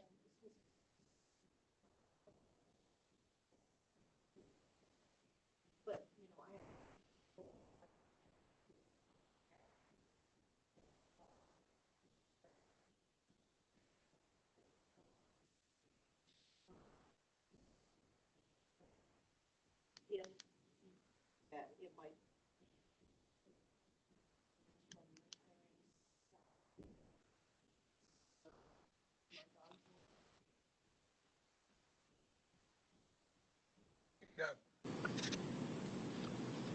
Just help me follow the timeline, or not the timeline, but you said something about your dogs, but the figure 32 came in. I have a kennel license for 32 dogs on that property. I have 32 dogs. I just mentioned the 32 because he said 34, and I just wanted to correct that. Doesn't make a huge difference, but that's what I have. I'm confused. I'm sorry. You said you're just going to put your dogs in the shed, in the building. That is, yes, right now they're outside with canopy tops and they're fence around them. Right. But I'm just going to, I guess, Brad, maybe you can, I can't follow the 32 dogs in your boarding kennel license. I think I can get you there, Doug. So the boarding and the training and the grooming is just kind of coming along for the free ride. It was there and asked. And it isn't, the 32 dogs are hers. So none of those dogs are, yours or mine that she's boarding. She's not boarding any dogs, training any dogs. The 32 dogs are hers. And she wants the building to put her 32 dogs in. So I guess maybe this would be a question back to her again, and maybe help Doug, is that you would be fine, I believe, if we put a condition on that said you couldn't board or train other people's dogs. Yeah, does that help, Doug? I mean, okay, I got you headed in the right direction. Mr. Chair, and then I can probably provide some guidance on this as well. So underneath our ordinance, the definition of a kennel, and that provides a limit of 5 dogs, I believe, and then the breeding and selling of those dogs, and that is classified as a kennel. So the 32 dogs definitely gets into that kennel category. That kennel use is only listed once in our ordinance. It's underneath the conditional use in the Ag 10 district, and it's got a 3 setback to any property lines. So we couldn't do that because we couldn't meet the setbacks, and because it's kind of like our CAFO stuff that we've been talking about. If they don't meet that 200-foot setback, they can't even apply for that type of use. So same thing here. If we didn't meet the 300 feet, we can't apply to be Ag 10 and we can't apply to take and have a conditional use on it. So the only option that we had then, and that was to take and tie in those commercial uses that are her ultimate end goal, and do it as a small business commercial in order to have that as an allowed use. Otherwise, in that, it would not be permitted at all on this property because she's not meeting the setbacks, and she's already exceeding the number of dogs in that to be classified as a kennel. That help? Okay. Any other questions? You double check. Any comments from the public? I have a comment. State your name, please. My name is Jackie Johnson, and I live across the lake from the Bozats. I had submitted something to Jason, but I don't think he had received it quite yet. I would just like to say I echo Keith's sentiments about the dogs. Very concerned that there may be more dogs added.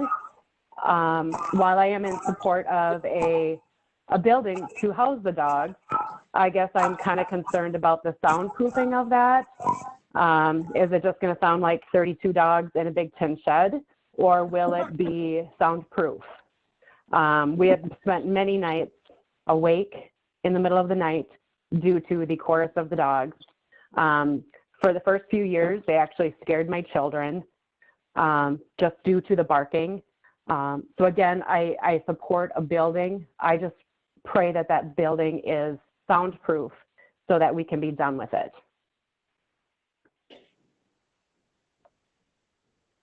So I guess my question is, will it be a soundproof building? Will it just be a big tin shed? What will that look like?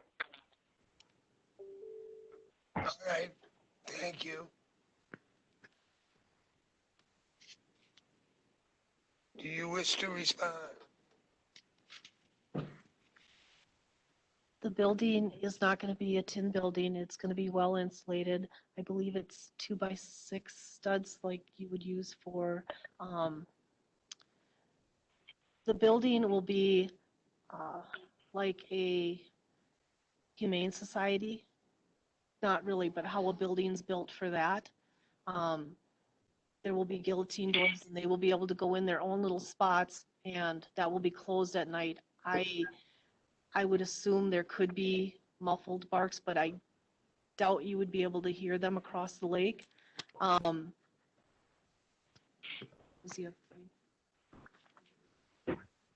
have 32 dogs. No, I'm just keeping to the number of dogs that I'm licensed for. What's your other question?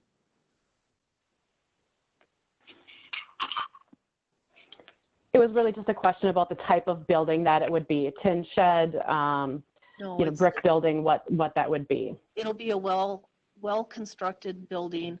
The siding's steel, but it's going to be insulated. It's going to be heated and air conditioned. They're going to be kept inside and the barking, there's a lot of deer, there's a lot of ducks, there's a lot of whatever moves they bark at night. And if they're enclosed in this building, they're not going to see those things to bark at. Plus, my husband works nights. When he comes home, they bark every night at midnight because that's when he comes down the driveway. This would prevent that also. And it's further away from the house, from our house, if that makes sense. Thank you. Yep. All right, anyone else have any comments?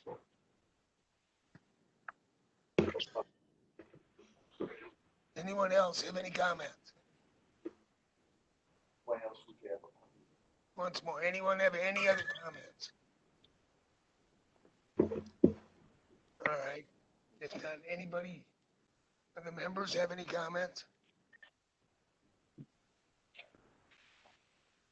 If not, let's go to findings of fact.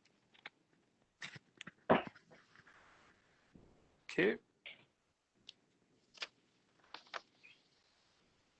All right, so some findings of fact might be if the board finds that the property is 4.04 acres in size.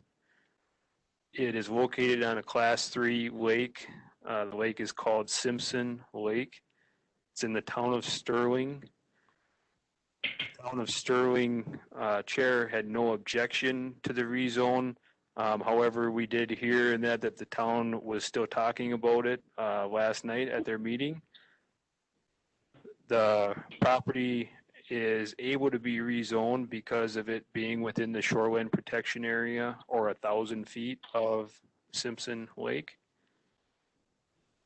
The owner has stated that she currently has 32 personal dogs and is licensed as a kennel and is seeking to build this building so that she can have her dogs and rezone, and that's so that she can basically operate a kennel underneath our ordinance. And she also stated that that building would be insulated and the dogs would be kept inside. The property is located out from Highway 87. The DOT was noticed, but we did not receive any comments back from the DOT. And then we have received 2 public comments, and that with concerns about the noise. Okay, and that the notice was a class 2? Yep, class 2 notice. Class 2 notice, all right. It's 4.04 acres. Good question. 6 acres. 6 acres. Yep, so. But it's got a name, that's pretty good. All right, Brad? Just a clarification, Jason, I think you said that the owner had said the dogs would stay inside. I believe that was at night. Right, but just, so we're not saying that they have to be locked in all the time, that's all. Oh, yeah, no, I wasn't saying that at all. Okay.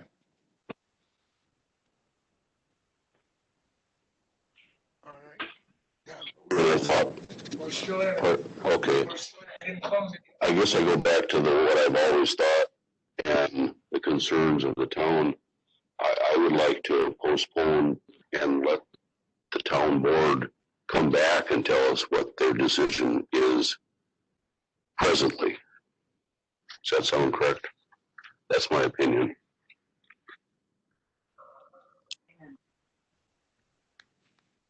Well, we can close our public hearing and that can be a motion. We would. So why don't we, any other, the public hearing part, are we good?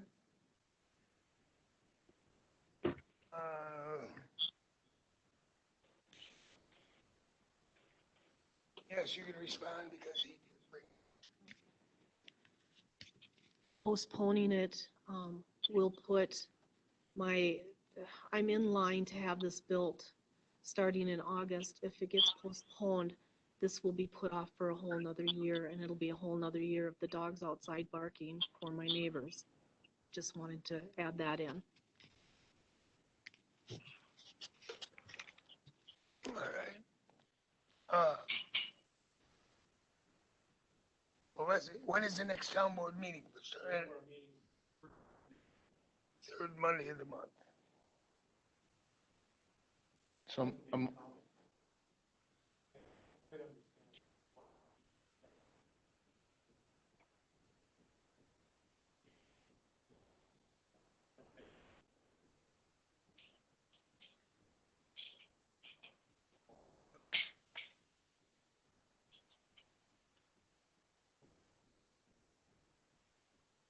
Mm-hmm. All right, go ahead. and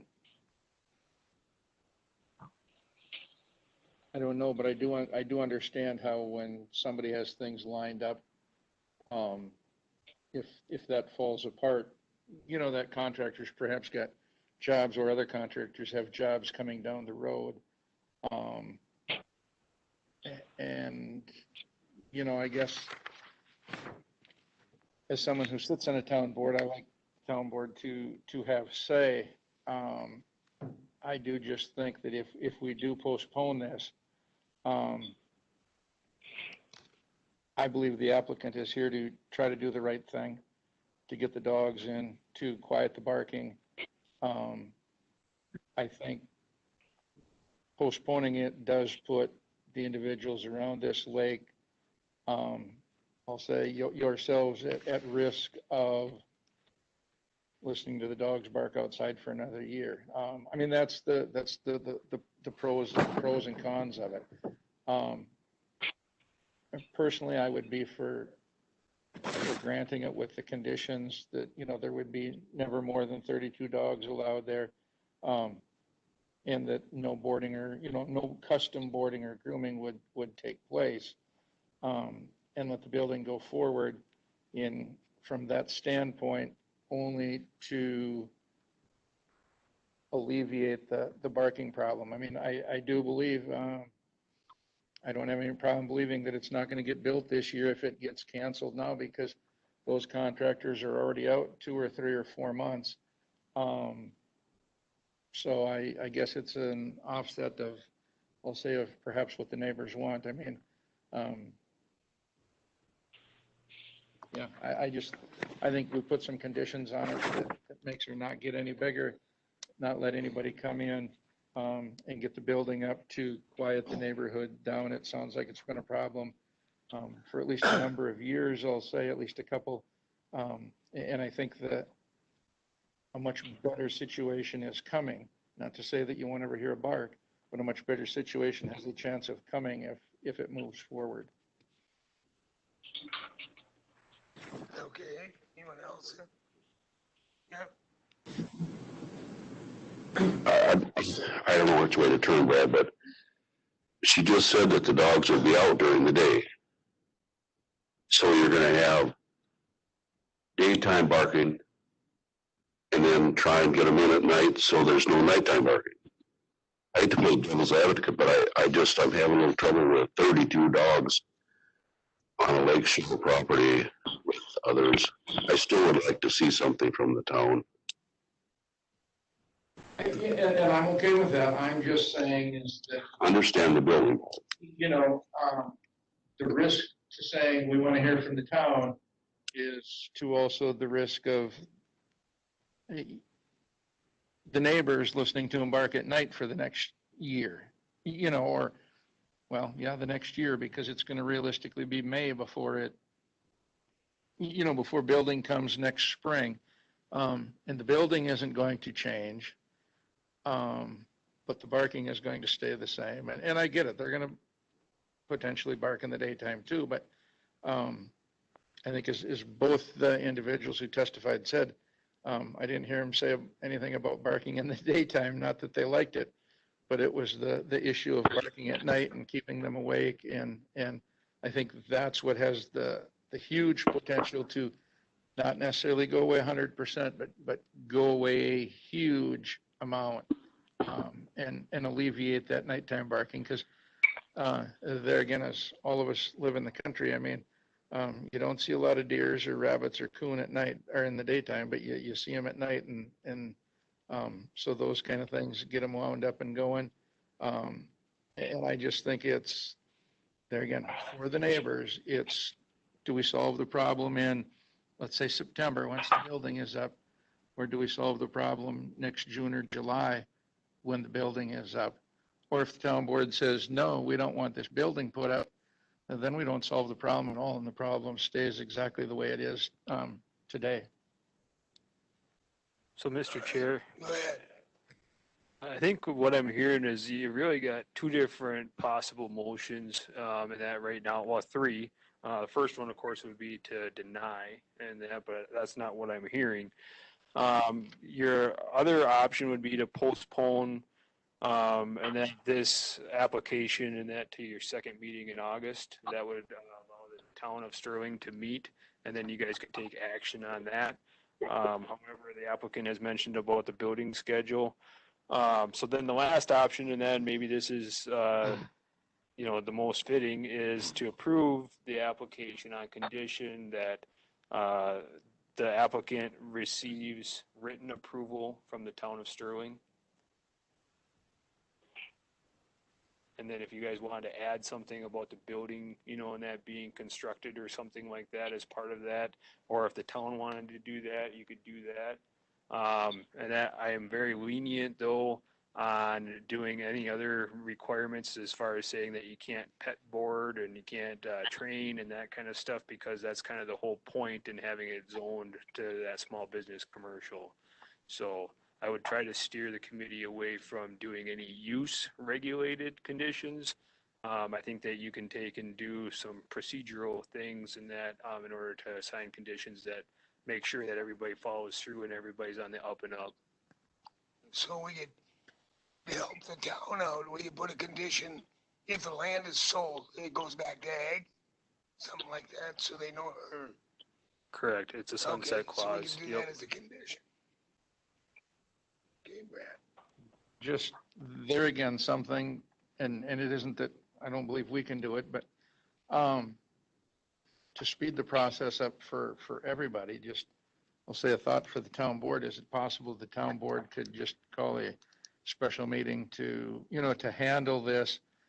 It could be done anytime next week, so to speak. I mean, whenever the, you know, the minimum posting time, I believe is 24 hours, to take care of it. And that way the town would know, the applicant would know.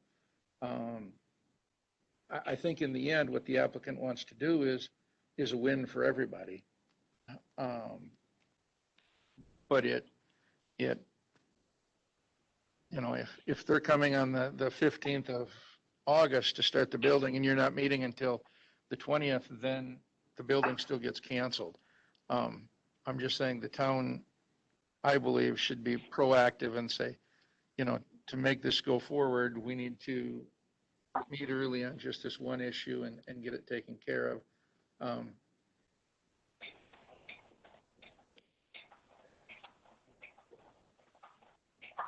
You know, just so that in August, because they meet so late in the month, like I say, I don't, just a thought from the town side of things. Okay.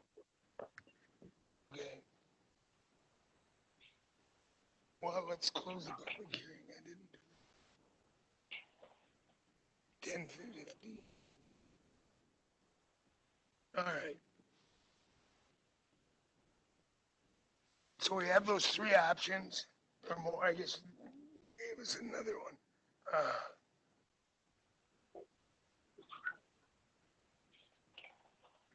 I'll entertain it. Yep, go ahead. I guess I'm following along with what Supervisor Olson's saying, and that would alleviate, you could get it to the town in a special meeting, we meet in 2 weeks, we can make our decision, and the building can be done if everything works out.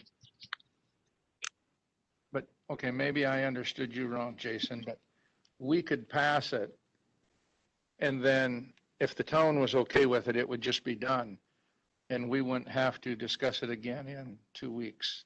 I heard him say that, you got on special meeting, and I thought, well, we would just come back and do it, but that works too. What if they deny it, then they just don't get? Well, then, yeah, it's going to be predicated on the fact that the town of Sterling says okay. Correct. And if the town says no, Yeah, they would be able to reapply in a year from now. That's good, that's the way to go. That's how the motion went. All right. Yeah, just be careful in that about assigning any conditions that are use-based as far as how that property is being used. If you have to do something for the infrastructure, or if you need the procedural condition for like the town approval, and that by all means, you know, and that, but I mean, if you're rezoning the property, all those uses and that are gonna apply to the property. Okay. So the two conditions would be the township approval, and that if the land was ever sold, it would go back to ag. That would be two conditions we could do. Those are two that you can do. Okay, Bob. Or the building. Just to reiterate what Jason said, the sunset clause is somewhat problematic for us because there is no trigger between deed recording and zoning to alert us when that property is sold and when it has to go back to ag. So it's just for administrative wise, it's a challenge for us. I know that, but with the town, that protects them. They would know if it changed and somebody tried to move in, they would let us know if that would help the town. It would get to be like a compliance issue afterwards, you know, and then at that time, they would have to come back and reapply if they wanted to do some kind of commercial use on that property. So it'd be kind of a. It's just in that so that, you know, that everybody knows and that the county doesn't have any way of really catching those when we got, you know, 43,000 properties, so. Yeah, and the town would probably catch it first. Probably. Yeah, okay.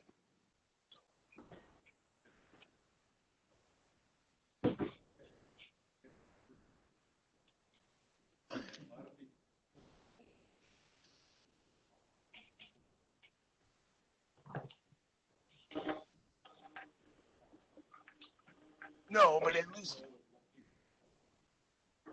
at at least this way you could come in and it would be, they'd have to change.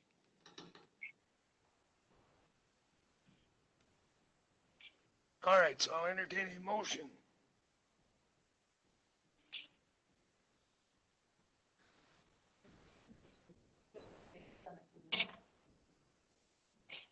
With those two conditions.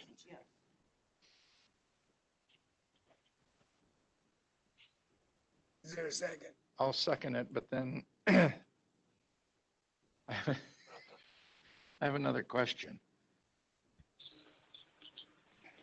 And it isn't so much maybe, well, maybe it is for us. I don't know. I mean, I just want to make sure that the town board meets in a timely fashion about this, you know, and because there again, if they're going to meet a week early, maybe everything, you know, but I guess I'll just say that for the town board members' benefit, you know.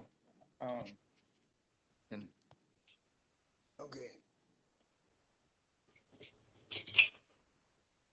All right, so the motion is with those two conditions to approve. They're done.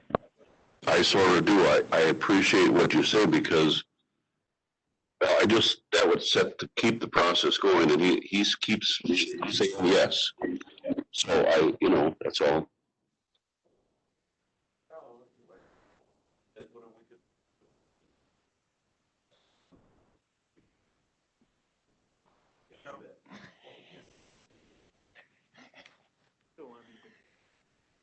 That's like everything when they tell us, you can't do that. Sound good.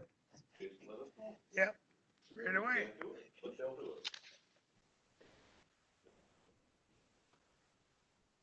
All right, so all those in favor with the two conditions say aye. Opposed? All right, that moves on.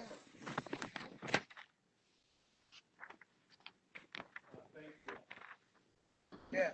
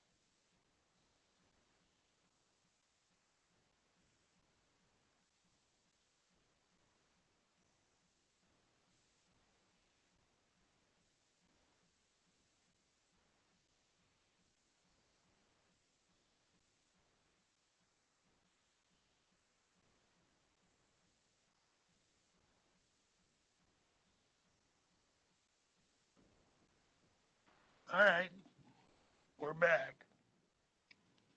Going back to 11A still yet for discussion.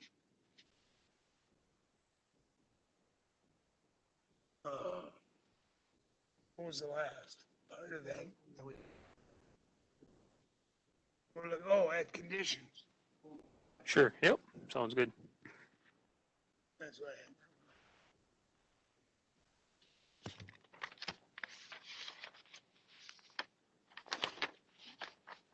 Okay, so can I just start off, and that we did receive a lot of good public comment in that during the July 8th meeting. When I read through the public comment, I didn't find any, really exact conditions that they were being proposed. So unfortunately, that doesn't help you guys in that a lot, in that because they're not coming out and giving suggestions.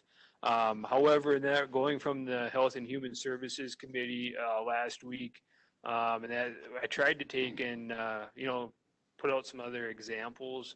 And I know that Supervisor Middleton, and that kind of likes some of the ideas about groundwater monitoring.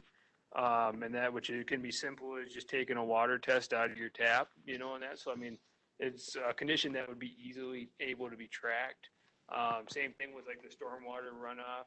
So, I mean, in the motion and that the Health and Human Services Committee passed, they had some points there about, you know, our groundwater data being outdated and really in that I think that it's going to be tough to paint Polk County with a wide brush on groundwater because you're going to have different levels of contaminants or potential contaminants depending on where you are in the county.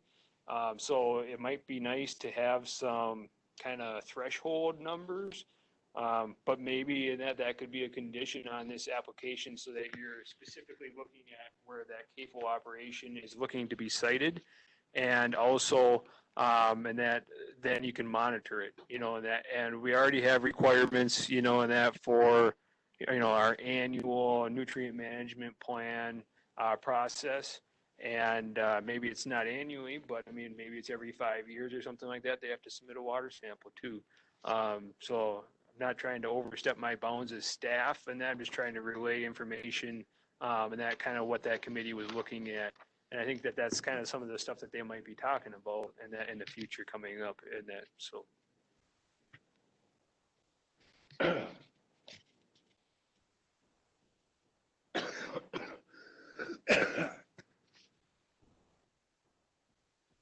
Is that, are you on Health and Human Services, Bill? No, what? Are you on Health and Human Services? No. You're not? I am. You are? You probably have that. No, but I've listened in as best I could. Okay. Now, some of the groundwater data is old, but it'd have to be site specific, we know that.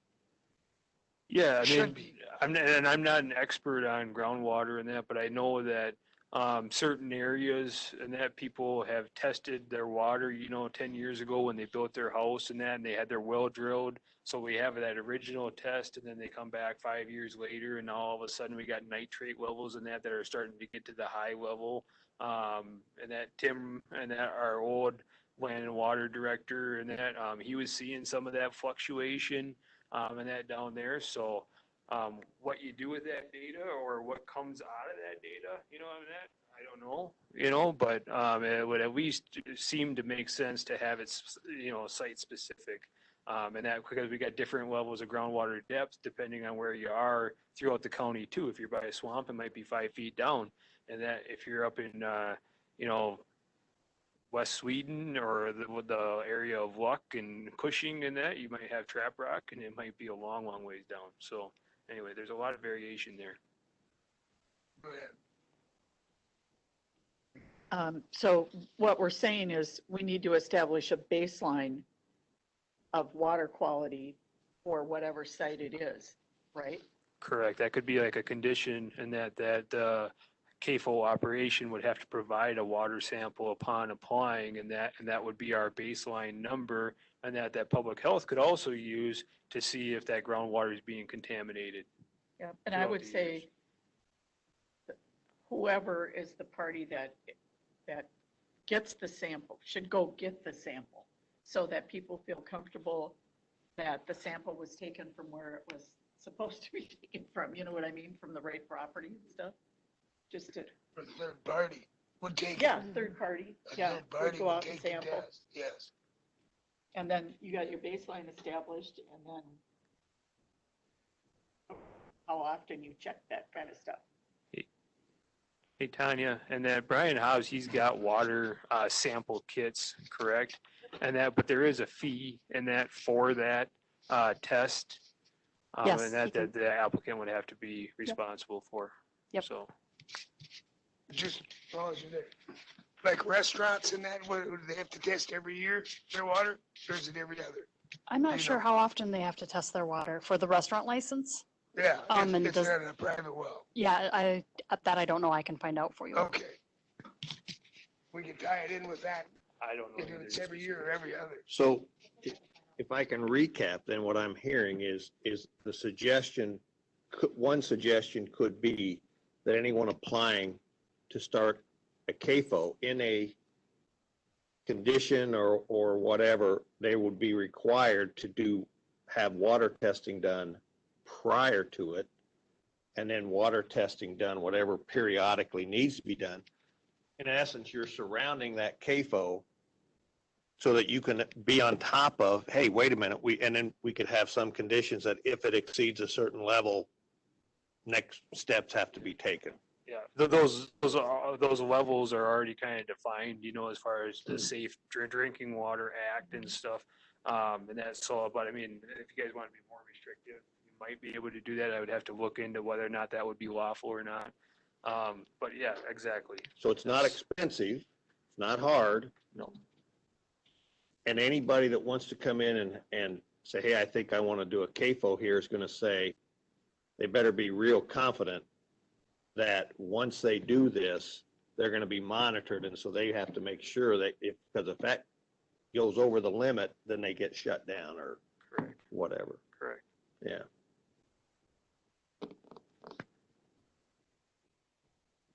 So this would just be on the CAFO site itself?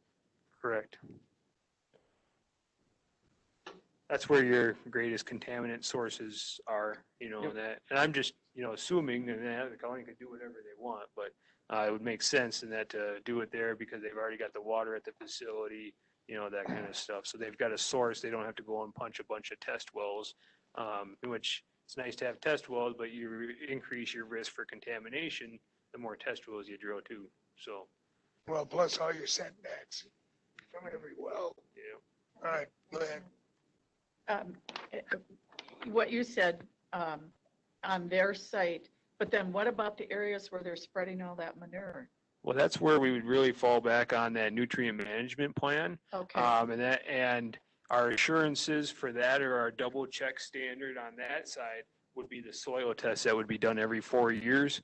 Because if they're really, you know, and that, so, you know, we're not going to be out there, and that as the public or as staff, you know, counting how many manure spreaders they take out to that field. However, if they're putting on too much, and that their levels of the soil are going to be going into, on a soil test, they have optimum, very high, and excessive levels.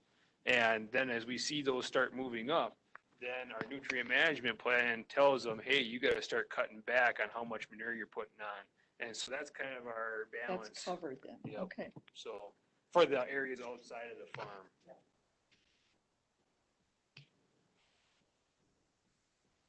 And I'm not sure, Jason, but I believe they have to, in their nutrient management plan, do they not have to keep track of how many loads and how big those loads are? I believe that go on every field, so Yeah, that. it's by the ton. And that, Right, yep. by the ton, yeah. So, yep. So there is a tracking device through the nutrient management plan that says how much they're putting on. They actually have, you know, weighing carts and weighing platforms and that they can get an idea, you know, when my manure spreader's full, this is how much it weighs, you know, and that. So they're not going to do that on every load, but that they'll do it once and then they'll. Just a question to help me out. It might come from Lyle or Brad, but how do they, you're talking about a ton, I understand that. But how about when I see them with these, well, with all the tubes like they do at Solom's, and I saw it over by Rice Lake. They're going through a metering system. Yeah, that says they're pumping X amount of gallons, and even, yeah, they're going through a metering system. Or you take like the farm out by Rice Lake, they've got underground pipes for miles now from one farm to the other, but they're still going in a truck. It's just they're going in a truck, 3 miles from the farm and not at the farm. So, if the truck holds 5,000 gallons, that's how many are in it.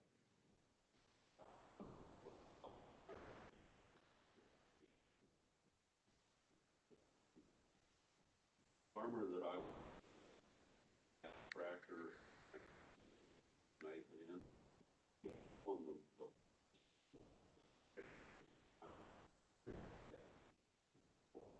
Yep. They're incorporating it at that point. So, and on that device that he's pulling, that toolbar, and that they have different orifices and pipe sizes and stuff like that to know the flow and that for driving, X miles an hour, and that I'm gonna put on this much. So, and that it's very similar to calibrating a grain drill or calibrating a sprayer, and that on my own personal, and that's how we do it. And that you run it for X number of time. We know that we're going this fast. So this is how many gallons of fertilizer we're putting on. So, yep. So a lot of these CAFOs, and that I'm familiar with the Ulrich facility down here by UBET, and that they actually have nutrient analysis done on the manure and that for their dry manure and their actual liquid manure and that. So, and that there's a lot of that going on too, so that they know what they're putting on for nutrients, because and that manure that's dry, isn't going to have the same nutrient analysis necessarily as the actual liquid or the pure gold, black gold, what they call it, so. Once again, the value of that manure is too high for the farmer to just throw it away. They don't want to be putting more on than they need. They want to go over as many acres as they possibly can and use it at the optimum value of what's there, because putting too much on is just like taking money out and burning it. And that's why you're seeing all the pumping and that with the big long lines and that and with the toolbars, because they're better at efficiently spreading the land or the waste over the land versus the old spreaders, and that if you look at a lot of the soil tests, the fields that were closest to the guy's barn and that are a lot higher in that in phosphorus, which is commonly linked to the animal manure, because it was just taking the manure spreader out and the field was right there, and that one got pounded, but that field that was 5 miles away from the farm, and that didn't get as much, so.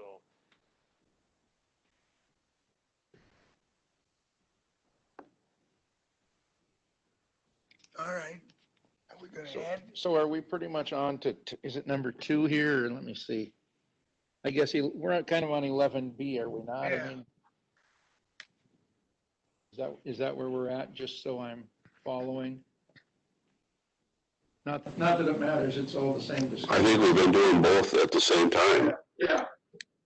Well, we've been hearing from Health and Human Services, their concerns. Yeah. And then talking about whether or not we can incorporate any new conditions or any of their thoughts. You want to vote for the 17 conditions? No, we just did that last night and we haven't. Yeah. I think this committee knows it just to vote by heart. So I'll say, at least my recollection, when we left 2 weeks ago or whatever it was, the idea was to come back, chairman was to come back and just throw a whole bunch of stuff, whatever you want on it. So I guess I would say is what do people want to add to them? I think we should add to them 17, not necessarily take away but what should 18, 19, and 20 be? I'll say for, And that way we can find out, like you said, we get it to the DNR. They can pick whatever they don't want to, then we can narrow our focus to what they'll let us do. Again, they're advisory. That's right, but they'll advise that you can't have it. So get it up. But they're only going to be referring to their administrative code, that the DNR is going to be looking at NR 151, which is our nutrient management plan. And that currently what's being proposed, I would believe, is not more restrictive than NR 151. So I don't think that we need their approval on that. And that as far as DATCAP, they're going to be looking at APCP 51 and that, which is a livestock sighting law. This isn't a livestock sighting ordinance, and that. So if you want to know, what conditions that are proposed are livestock sighting conditions, then go ahead and say to DATCAP, and they're going to remove everything that's not within Chapter 51 of the sighting law. And then if you want to have your own local control, that's one of the big benefits of the CEP process. That's spending all this time developing this condition is that Polk County can get what Polk County wants. So that I would suspect that a lot of these conditions would be removed if we send it to DATCAP, and that because they're not citing specific conditions that are in 51. So, And that, however, with that being said, Tim Jackson, our DATCAP rep, he's more than happy in that to review this. He's promised in that he can do a reasonable turnaround. We can probably have it for the next meeting if you want. And that's available too. So I just want to make sure that you realize that there's still those three differences: the siting and the operation.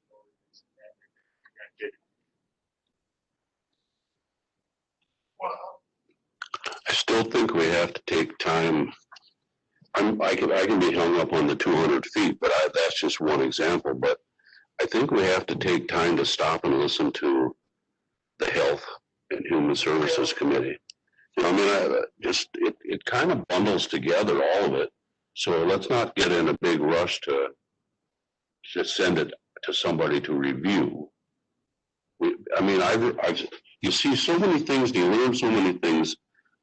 I can even say daily. I'll use that. It can be weekly.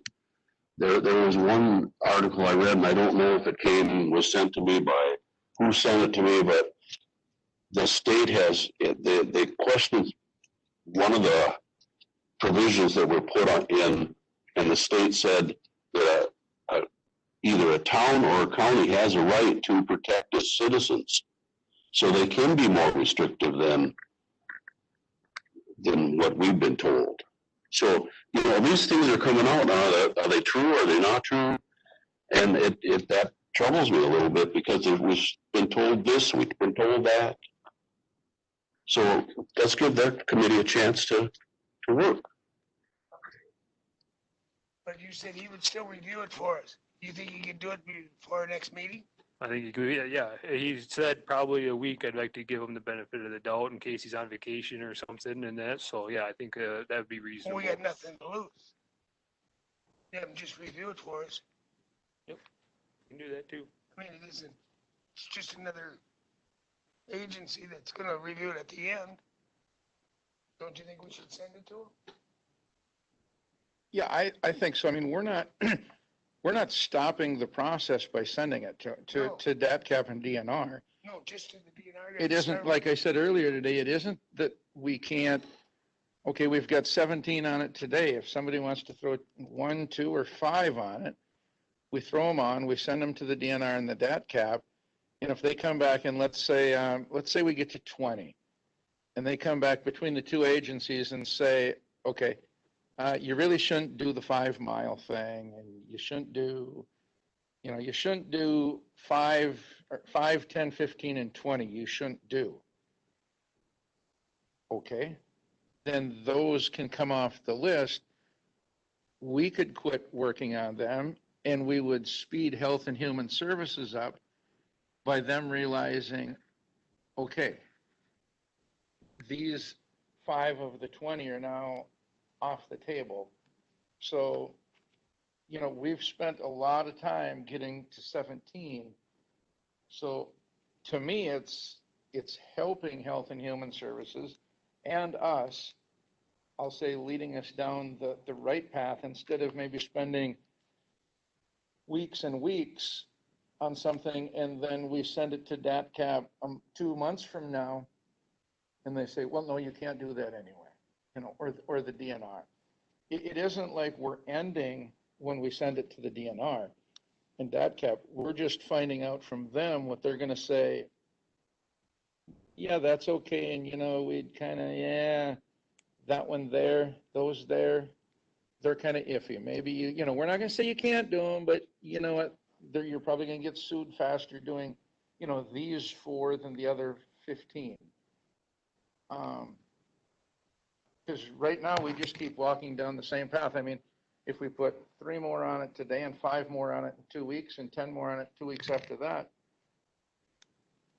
we don't know if any of them are right or wrong, and Health and Human Services doesn't know if any of them are right or wrong. I think we need to start to narrow the scope of work so that we can be headed, spending our time and more importantly, staff's time, going in more of a right direction, I'll say. I mean, we've spent a year somewhat floundering, and I think we're at the point where we could, with this, start to get some guidance from state agencies who oversee these things to say, kind of yes or no, you can do this.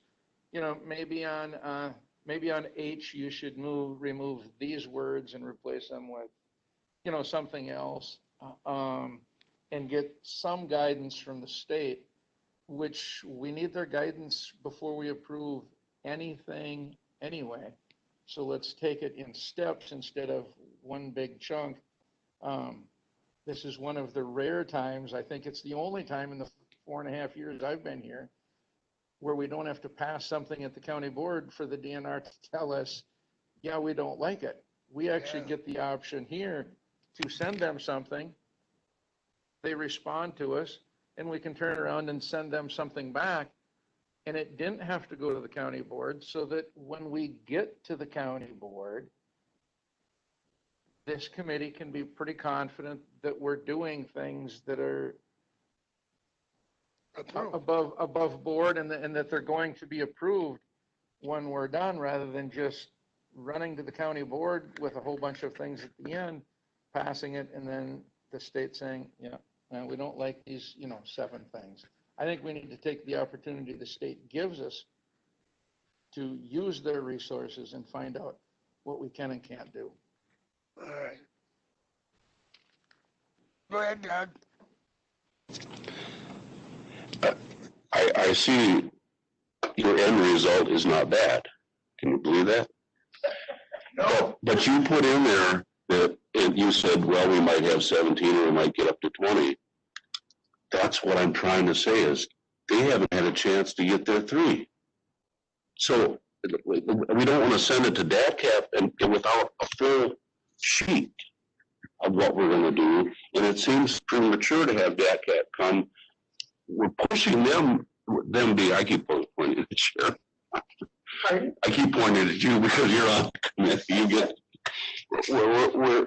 let's give them a chance. See, they might have to call an interim meeting. We don't know. If you want to speed it up, No, let's just give them a chance. All I'm saying is we have 17.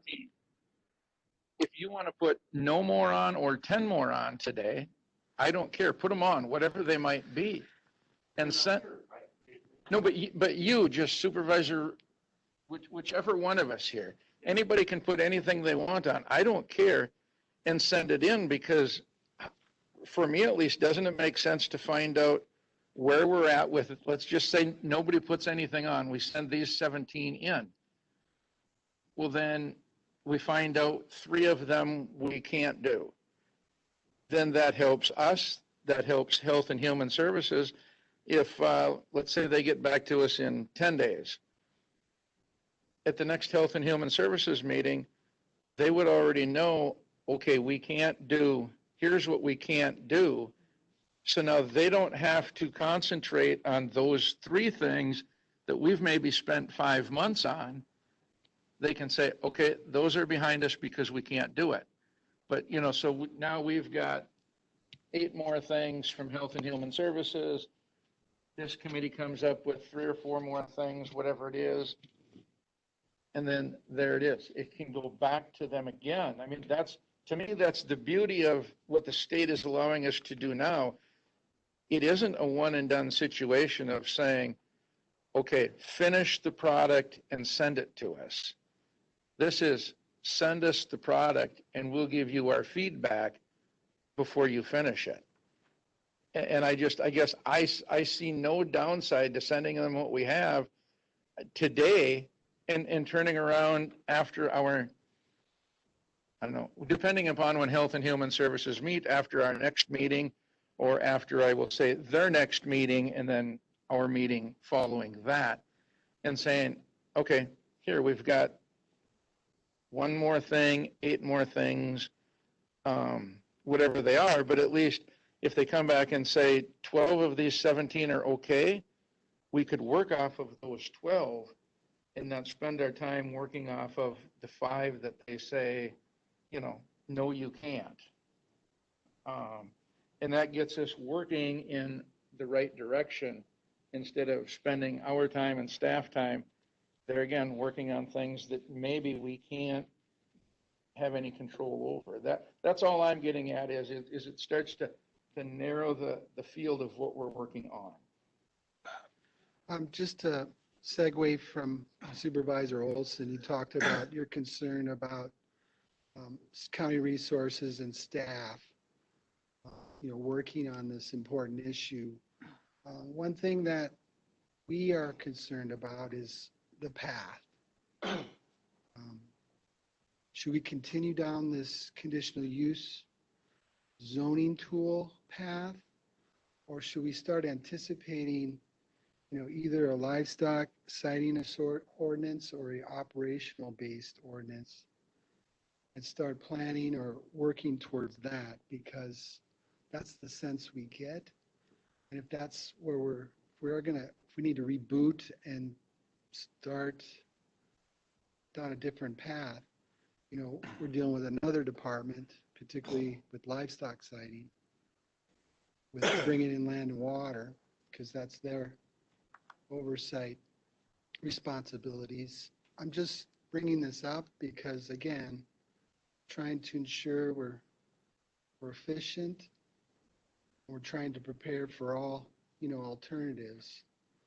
So I'm just questioning, do we need to have that conversation about our path? Well, we're gonna stay with the CUP because that's where we've started. If Health and Human Services brings us a resolution or whatever that they want an operational, then we'll have to do that. Go ahead, Doug. I'm just agreeing with what you said. We're in the middle of this transition, and the discussion is ongoing, how we're going to proceed. And right at this moment, I don't know. But I know what we're trying to proceed on, and it's not here yet. So all of your questions are a little premature, because within the next 2 weeks, I would say within 2 weeks, we'll have a better idea. And that's what I'm trying to relay, is just give us time to look into this. Well, I've pointed Jason, I pointed everybody. Operational ordinance and the options that Health and Human is giving us, just let us look at it. Mr. Chair, would it be helpful for staff to give a realistic timeline of an alternative path? No, we can get one. No, but we could get one. I mean, I can give you. What I'm saying is our chair. His opinion is it'll be 2 to 5 years. I didn't say that. I'm asking our staff here, realistically, what might be the time to get another path there? Because I think the timing of these things are of significance. And I think the committee just needs to be aware that if we're waiting for an ordinance to come forward, we need to put that in the time frame of when the moratoriums will come up. Because the fact of the matter is if we get to the end of the moratorium, there's no guarantee we can extend that. And so if there are companies ready to put a CAFO in, when that moratorium is over, that would be the day they would apply for that application. Well, but my understanding, and I get this from Burnett County because they've got it right from DACAP, that we can put a 6-month extension on our moratorium, and you can get that from Amy, but they have checked with Burnett County and they checked with the DACAP. And if you can be extended beyond that 6 months, if you're working on the issue, or be working toward a goal. So that, if you're comfortable, I'm comfortable with it, yes. Okay. Not just that. So we're comfortable with extending a moratorium for what could be 2 to 5 years? Didn't I hear somebody say it was a 2 to 5 year? To get done? That's coming from, I understand, just from what I heard from Bob is that that's coming out of Bayfield, sent to our counties association. That really has nothing to do with us unless we write a resolution that say we are in agreement. I mean, nothing has been done so far. We just heard about it. Oh, that. Okay, yep, I was, Different topic. I still think The fast track, we though, should send this to Mr. Jackson. If he can do it in 10 days, send it back. I still think that's a good idea. It's like having him in the room, helping us out. I think well, I'll just cut to the chase. I'll make a motion, we send our conditional use permit to the state. Because Well, he'll do it without. I just don't think we're out anything. No, he can do it without a motion, can't we? He you said can he would direct review it. staff in that to take and do it, yeah. And that, but it'd be, He'll do it without even that. motion would be good though too. And that I'd send it to Tim Jackson, Jeff Jackson, and probably Chris Clayton, which is a program specialist with the DNR. I don't know if it'd be Jeff or Chris that would review the ordinance. That's my only thing. So those are the three people in that we would suggest that if you guys want to send it to the state, those would be the three contacts. Go ahead, Jason. Okay, so my concern with that being, if we're sending something now that seems a little bit incomplete, there could be additions, there could be, maybe we look through this again and we're finding something that we truly don't like with it, like the miles, we can delete on our own. So in sending this prematurely forward for someone to look at, okay, maybe they have the luxury to look at it now and say, yep, you would strike this line's okay, needs a little something added to it, deleted from it, whatever. We come back, we make these changes, we add some things to it, we resubmit it to them. Are they gonna be like this to get on this second proposed, why not do what we need to do with this before we send it to them? I just think a completed draft, if you will, is the way to go versus let's send them this now because we have it. Then we're going to add to it in 2 weeks. Then in 2 weeks more, we're going to add some. I just think we're just, I don't know. So what do you want to? It's like a preliminary review. It's like, and supposedly, they're supposed to be here with us to help us write this. This is their way of doing it, is you get halfway, whatever, they'll review it, send it back. Otherwise, it's gonna be like the sour. You send it in, you think you have a finished product, and you gotta start completely over. We're a quarter of the way there. Let's have them check it. That's what I'm looking at. We're part of the way there. Let's see if we're on something that we don't need to be on. Is all I think. What would you add or take off then, Tracy, if you're worried about, like the 5 mile thing? I mean, I guess I'm just saying, if we're concerned about something, we take it off. I mean, my feeling is we throw everything in the wheelbarrow and we send it.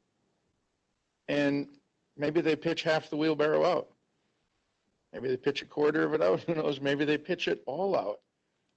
But at least then we know where we're at. Today, we have no idea if 5 miles works, if 5 miles doesn't work. We don't know on 17 items here, we have no idea which ones work or which ones don't. And until we know what works or doesn't work, we're just going to keep adding and adding and adding to it. And when are we going to ever know that we're done? It really is like zoning. It will never end. Health and Human Services asked for time to put some things together. We're not allowing them that additional time. Sure we are. This isn't, they can add today, they can add when it comes back. This is not a finished product. It's a preliminary review. Because it's a preview. Okay, I might have 2 questions. It's like if they were right here sitting with us and go, okay, 6, 5, and 4 don't work. Okay, we know that. But I have a question. Sure. Well, I have two questions, but my one is, I'm gonna be site specific, and I had brought it up a couple times. I felt in the emails and what I received, the 200 feet is really a problem. And this comes out of the Bone Lake Management District. They're really concerned about their lake. So they're saying, they call it the 1,200 feet because they got 1,000 feet and 200. But we haven't even looked at the fact that we could make it 300. So you want to send that to them and they'll say 200 is fine. But the citizens don't want 200, Still changing it. in my mind. So wouldn't we change it before we send it? If we're going to change it, we should discuss a change. 300 feet if we do that, that's the max. Right, but we've got 200. Yeah. So do you want to just lock it at 300, Doug, at the maximum, and the committee never has any option? Well, if that's the best we can do, I want 500, I wanted that before, but evidently I can't do You it. want to put 500 in? Then it's gonna come back and without, but why would we send it? I'm back to why would we send it? And if the way we have to finish this, Brad made a motion, he has to get a second and we'll vote on it, because we can't just, I don't know, maybe you can just say, I'm sending this in. I don't know if we can do it that way. No, we can't. No, it shouldn't work that way. No, didn't put me on the spot, but no. I don't think. You can ask, yeah.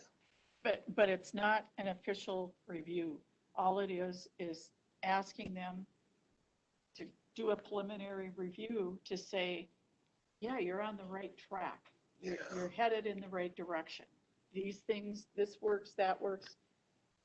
It's like if you and I were sitting down going through this line item by line item, and they're just another resource that we're using. That's how I'm hearing you.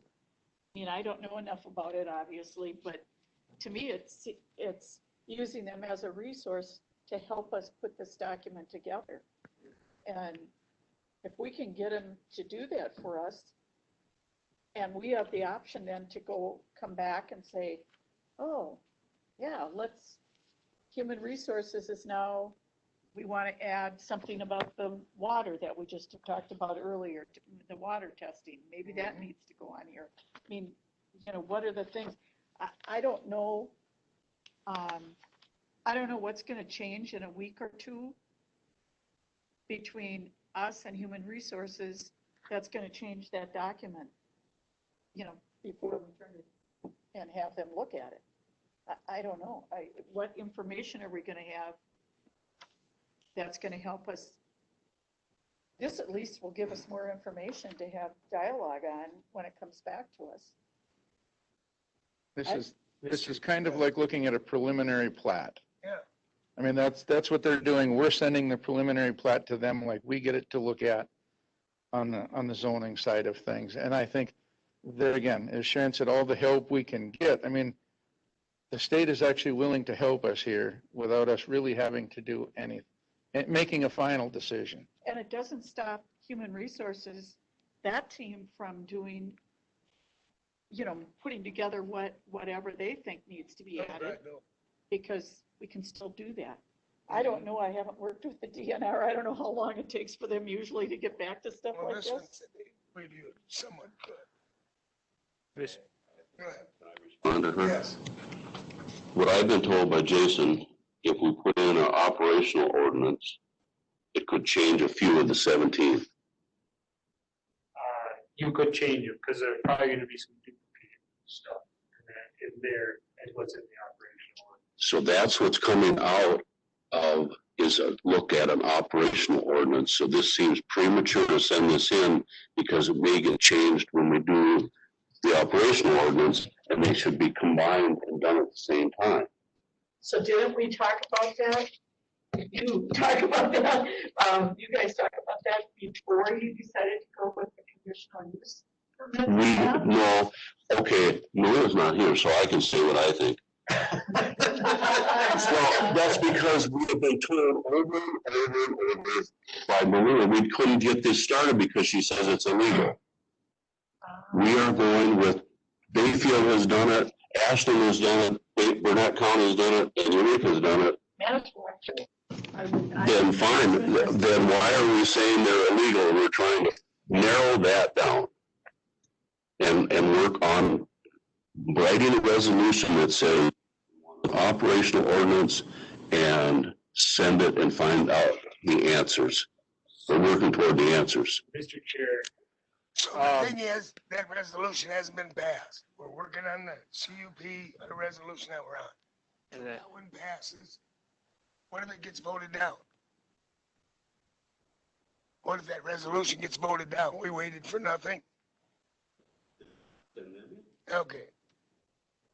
Make the motion, Brad.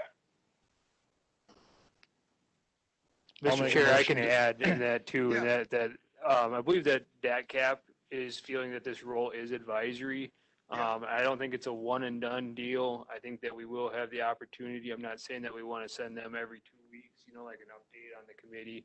But I mean, I expected that they work, multiple times with other counties when they're doing this kind of stuff. So I don't see any issues as far as sending it over twice.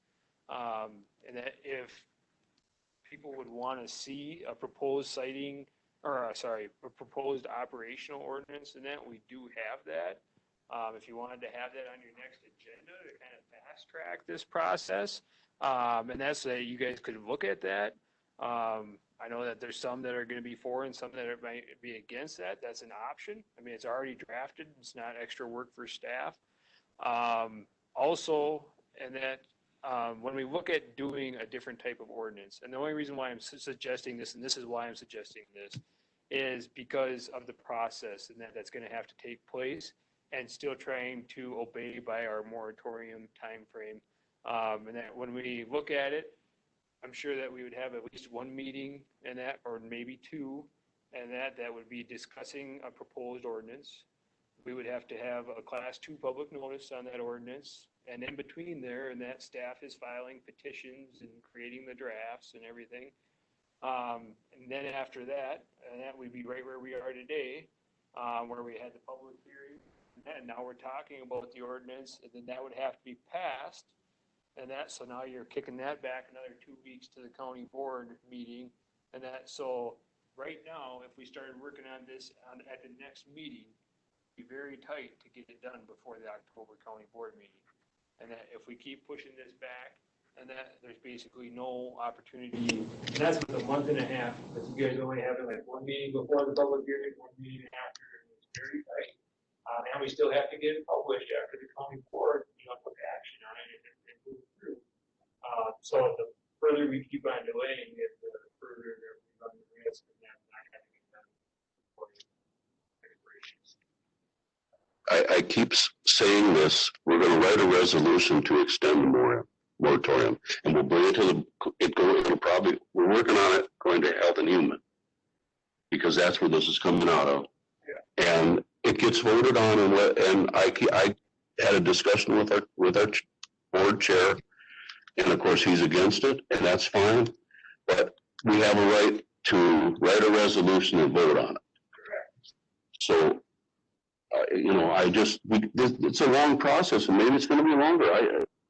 That's the way it goes, But I'd still like a review, I think, of where we're at least, so we're going in the right direction.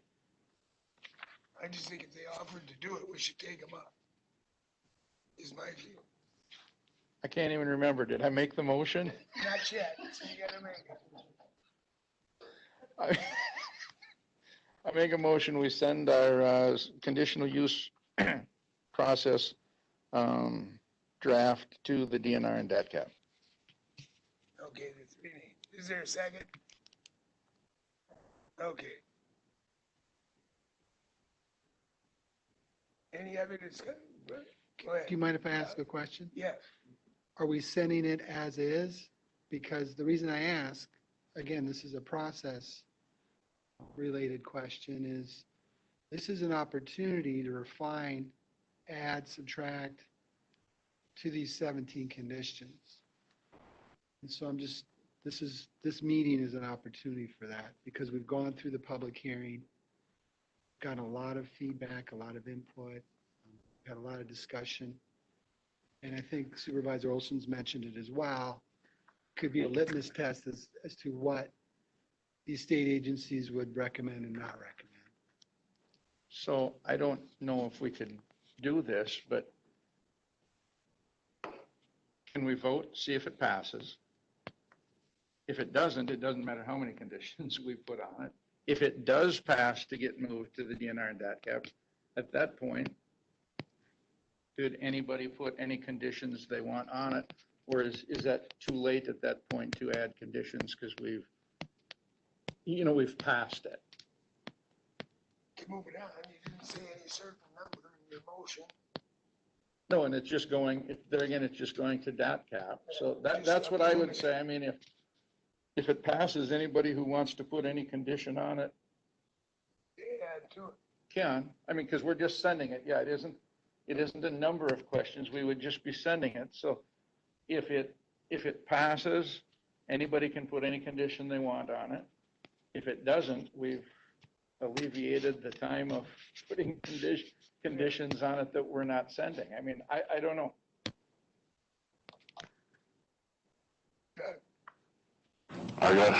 Geez, we keep going around in circles today. Do I need to make another motion or to get the change to 300 feet? Because I brought it up and everybody says, well, yeah, no, that's what they are. But you want to send that in with 200 when I'm proposing 300 and nobody's even answering me.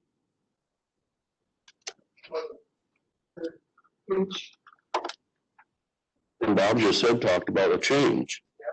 But right now, the motion on the floor is to send it or not send it. And then, no, he said just to send it. You want to change something that we can do after this, but right now, the motion on the floor is to send it to him. The way it will be. For a preliminary, yes. So then, yes, you could change that. Yes, you can change that. We can change or add, anything you want. Can. Yes, you can. Yes, you can. So I can ask to change 200 feet. Yes, after this motion is done with. And we can do it anyway. 200 was changed. Yes. No, whatever we change, then that's what'll be sent. So, yeah, Whatever, if we change anything. after the vote, Doug, if we vote to pass it on, you can change or add or subtract anything you want. Do we want the water one in there? Do we want, Did that clarify it? Is mud? Clearly as mud, or? no. All right. So all those in favor? Oh, okay, we can go roll call. I was gonna have them raise their hand. Can you go with the hand raise? That's it. Well, there's only 5 of us. All those in favor, raise their hand. 3. All those against, raise their hand. 3. It fails. So is it gonna get reviewed? All right, now, what do you want to change? What line? Give us a number. Line 6. 300, yep.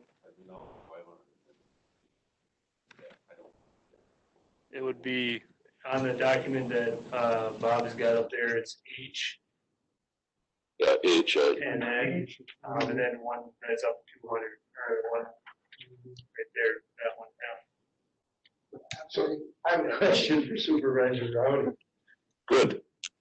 We just voted to not send it in, but now you just said you're going to change it to 500 feet, even though you know that's wrong. That's all I can do. Okay.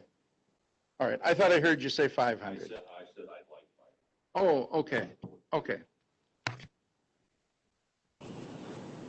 So I make that motion, or how are we gonna handle that? We did it by consensus last time, that's how we came up with it. So you want, start at number 6. area H6. From the nearest property line, what do you want, 2 to It'll be 300? both. So all the buildings also have to be, that house and the feed story. I have number 8 from last night, all our stuff. Yeah. Building, housing, three animals, and food storage is H. This is the nurse storage. And that's all the idea that I was moving.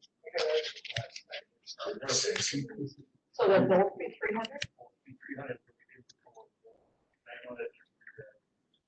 But the setback was 200 too. Set that back for any building with flags on. Yeah. And that was 300. Yeah. Yeah, anything, yeah.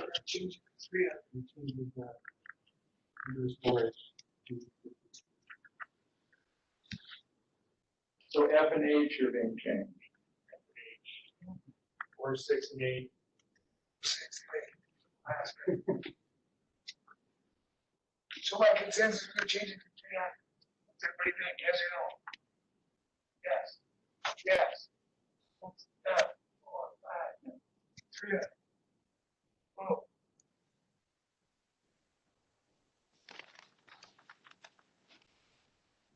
Do we want to add anything about the groundwater?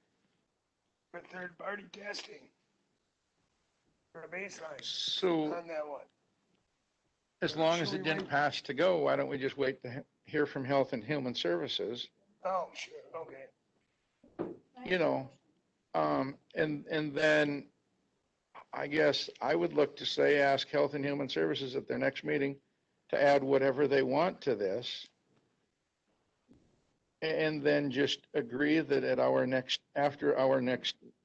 our meeting after theirs, whenever that is, that could be our second August meeting, right, Jason? Okay, that we have whatever we have, they put on whatever they want, and then it just goes. They will have had time to have their say. We've had more than enough time to have our say. And then, so there's 17 things there now. Let's say they put 8 on, we get to 25 things. And then at that point, it just automatically goes. I mean, whatever, you know, and we could add 6 out of this committee for 30, you know, I mean, but at that point, we've weighed in on it. Health and Human Services has weighed in on it. And at that point, it's time to let the state weigh in on it so that both committees know where we're at. Could I ask just a background question? Has Health and Human Services not been involved in this process up to this point? I don't know. I mean. All they've wanted to be, I guess, right? I mean, they've never been told they couldn't be involved. At least I don't believe they've ever been told that. To the December 11th, from last night. Oh, yeah. Okay. And Brian Kazmarski and that did a presentation before the committee, so there's more staff involvement in that, trying to inform the committee up front, and then lately, Health and Human Services has wanted to take and review it as a committee as this proposal has gotten more developed, so. Okay. I was just surprised because they keep talking about not having enough time. It seems I've been reading about this in the paper forever and, you know, so I didn't know if they hadn't been involved or.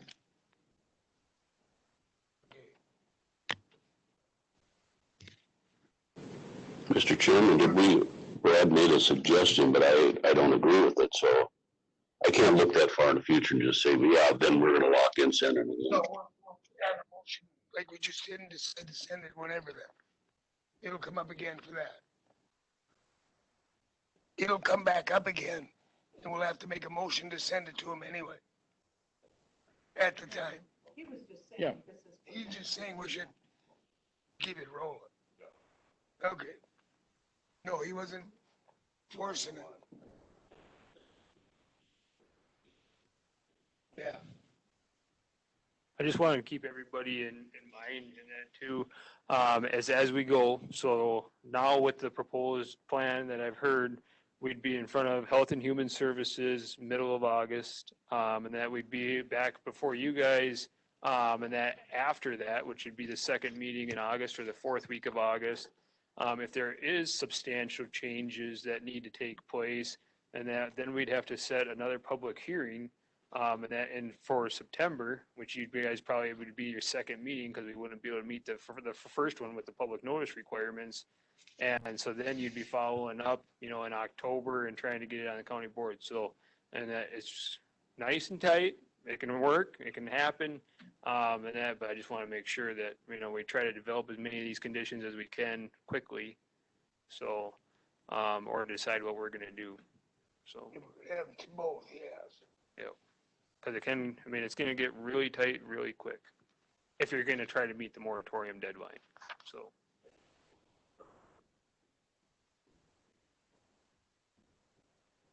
Yep. Okay. Yeah, I just don't want to get caught. Gotcha.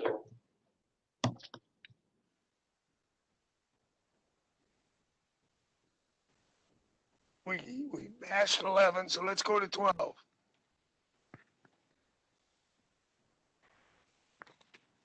Anything?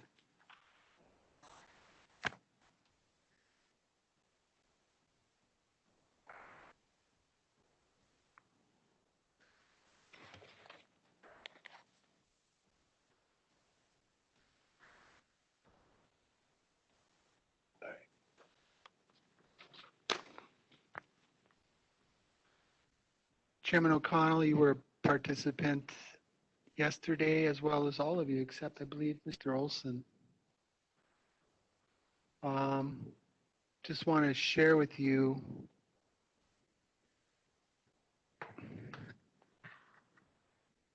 some of the products of the goal setting efforts. We had 3 workshops, and again, yesterday, you participated in them.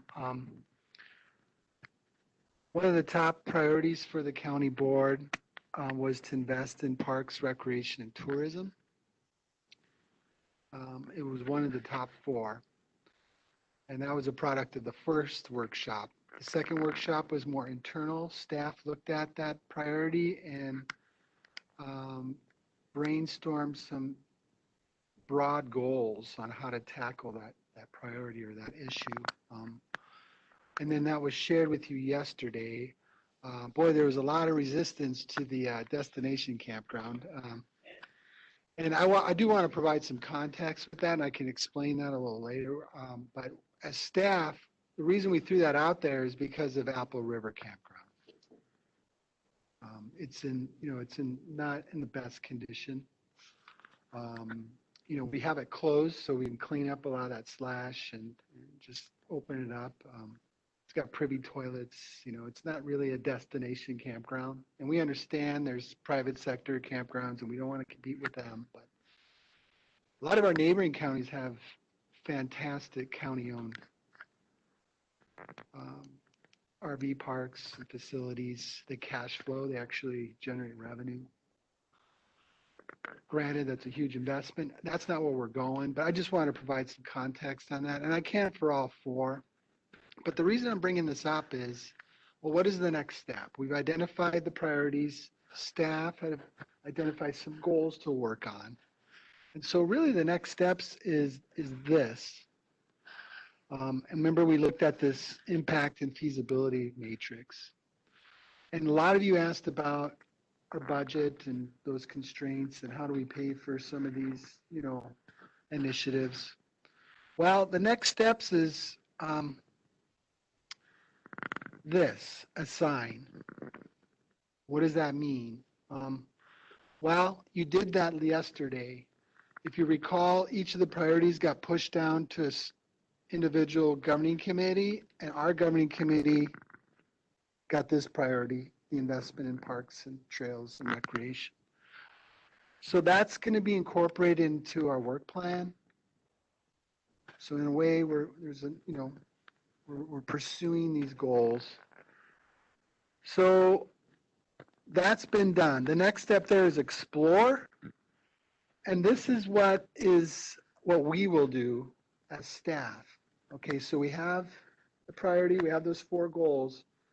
Over the fall and winter, when we have available time, the appropriate staff, and it's probably going to be, Tim, Ben, Mark, and I, we're going to explore and action plan those 4 goals. Like, for example, again, the destination campground. And we're just going to do that sort of analysis, the feasibility, the cost estimate, just to get a good sense of what that means. And then we're going to kind of create, and we'll keep you up to date on that. So that'll be subsequent agenda items. And again, this is through the fall and winter. And then come spring, we'll evaluate. And then hopefully, if there's some low-hanging fruit, some projects that are easily implemented, very little resources, maybe we can pursue. If they're big ideas that are game changers and there's a lot of support for that, then, Vince will work with us in terms of resource allocation. So I hope I'm not stepping on any of your toes, Vince. I just thought this would be a good opportunity just to kind of share with you the outcomes from yesterday and the next steps going forward. So. Will this also tie into the tag of that? And we'll That's a great question.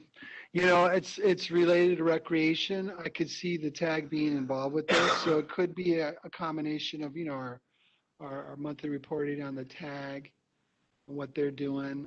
There is a group there of volunteers that, we can access to help us, explore some of these goals. So yeah, I think yes, there'll be a big part of that. That would help with Oh yeah, these. absolutely. All right. And then the resolution passed last night for our other stuff, so we're good. All right. That's all you have for us today. Okay, 13.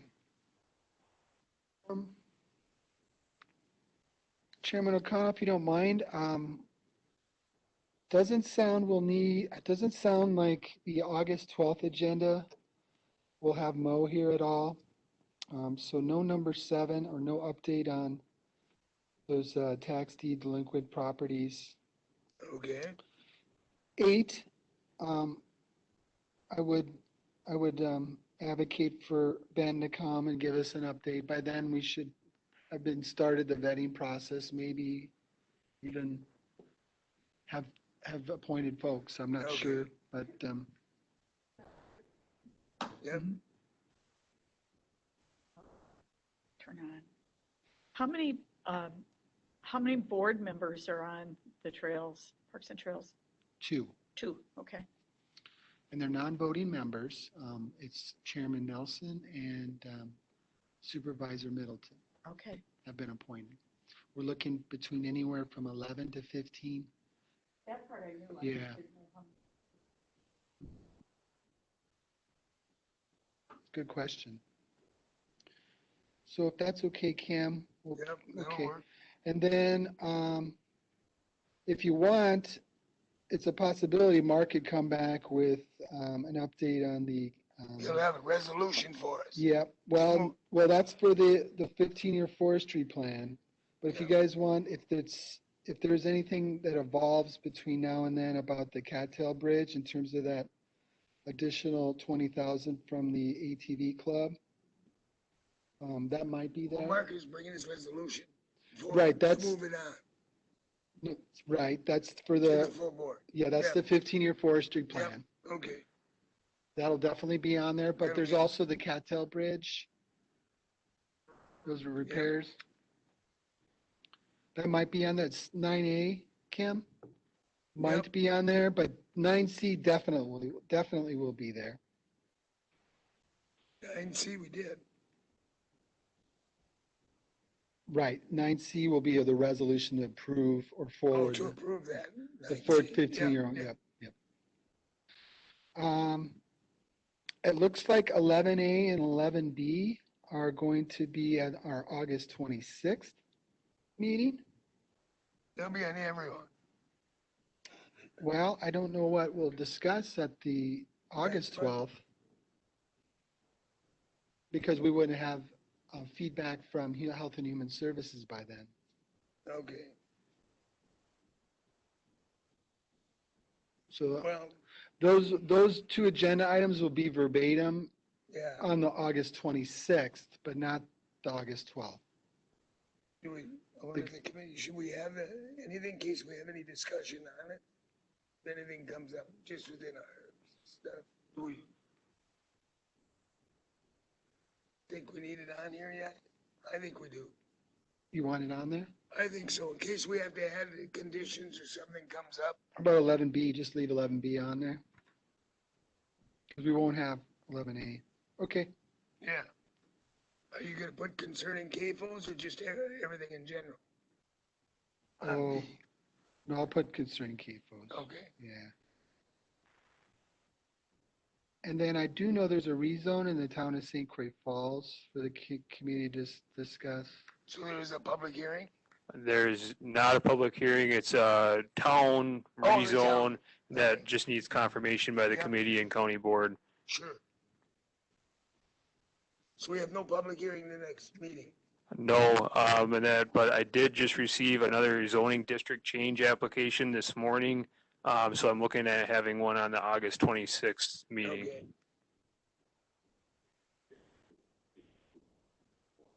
That's the one I got this morning. Yep.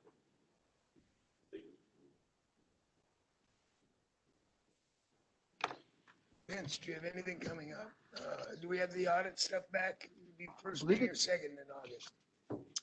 The audits, like I said, will be finalized this week, and so we should be able, Bob, for as far as a annual report. Would they be ready by this next meeting? We don't have a public hearing. It'd be nice to get them in there. Hey, Vince, I missed. When is the next meeting? It's Chad. If it's ready, and then if not, we Yeah, can delay it we for can the next try. 2 weeks. We can try to get them in. Yeah. Okay. Try out, I'll make a note of it. Yeah, then we would have those done.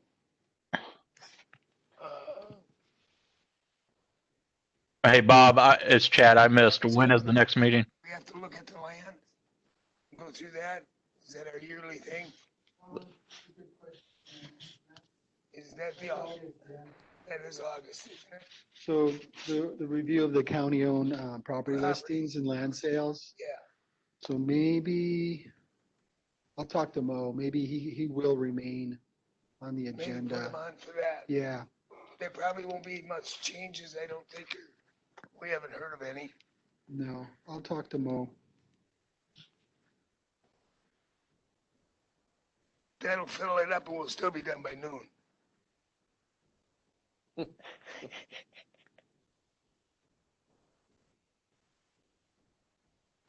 What else? On our old work plan, was there any? I think that was the only August one, wasn't it? That review. I didn't remember. Only what? Then we had to review that land. Oh, There'll be more review stuff, but I think that was the only one. Yeah. Just that we keep up on that.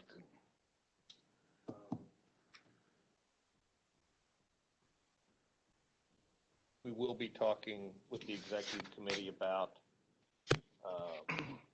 finalizing whether or not UW extension is going to be moved into general government. Oh. And if so, Lyle would still stay here. Yep. Because of the ag agent, which we don't have or think we'll have for 6 months or so. But we are talking, we'll be meeting with our corporation council, we'll be meeting with UW extension because we're finding out that counties throughout the area all do it differently. So we're gonna kind of find out what the ground rules are, and firm those up. Okay. Anyone think of anything else?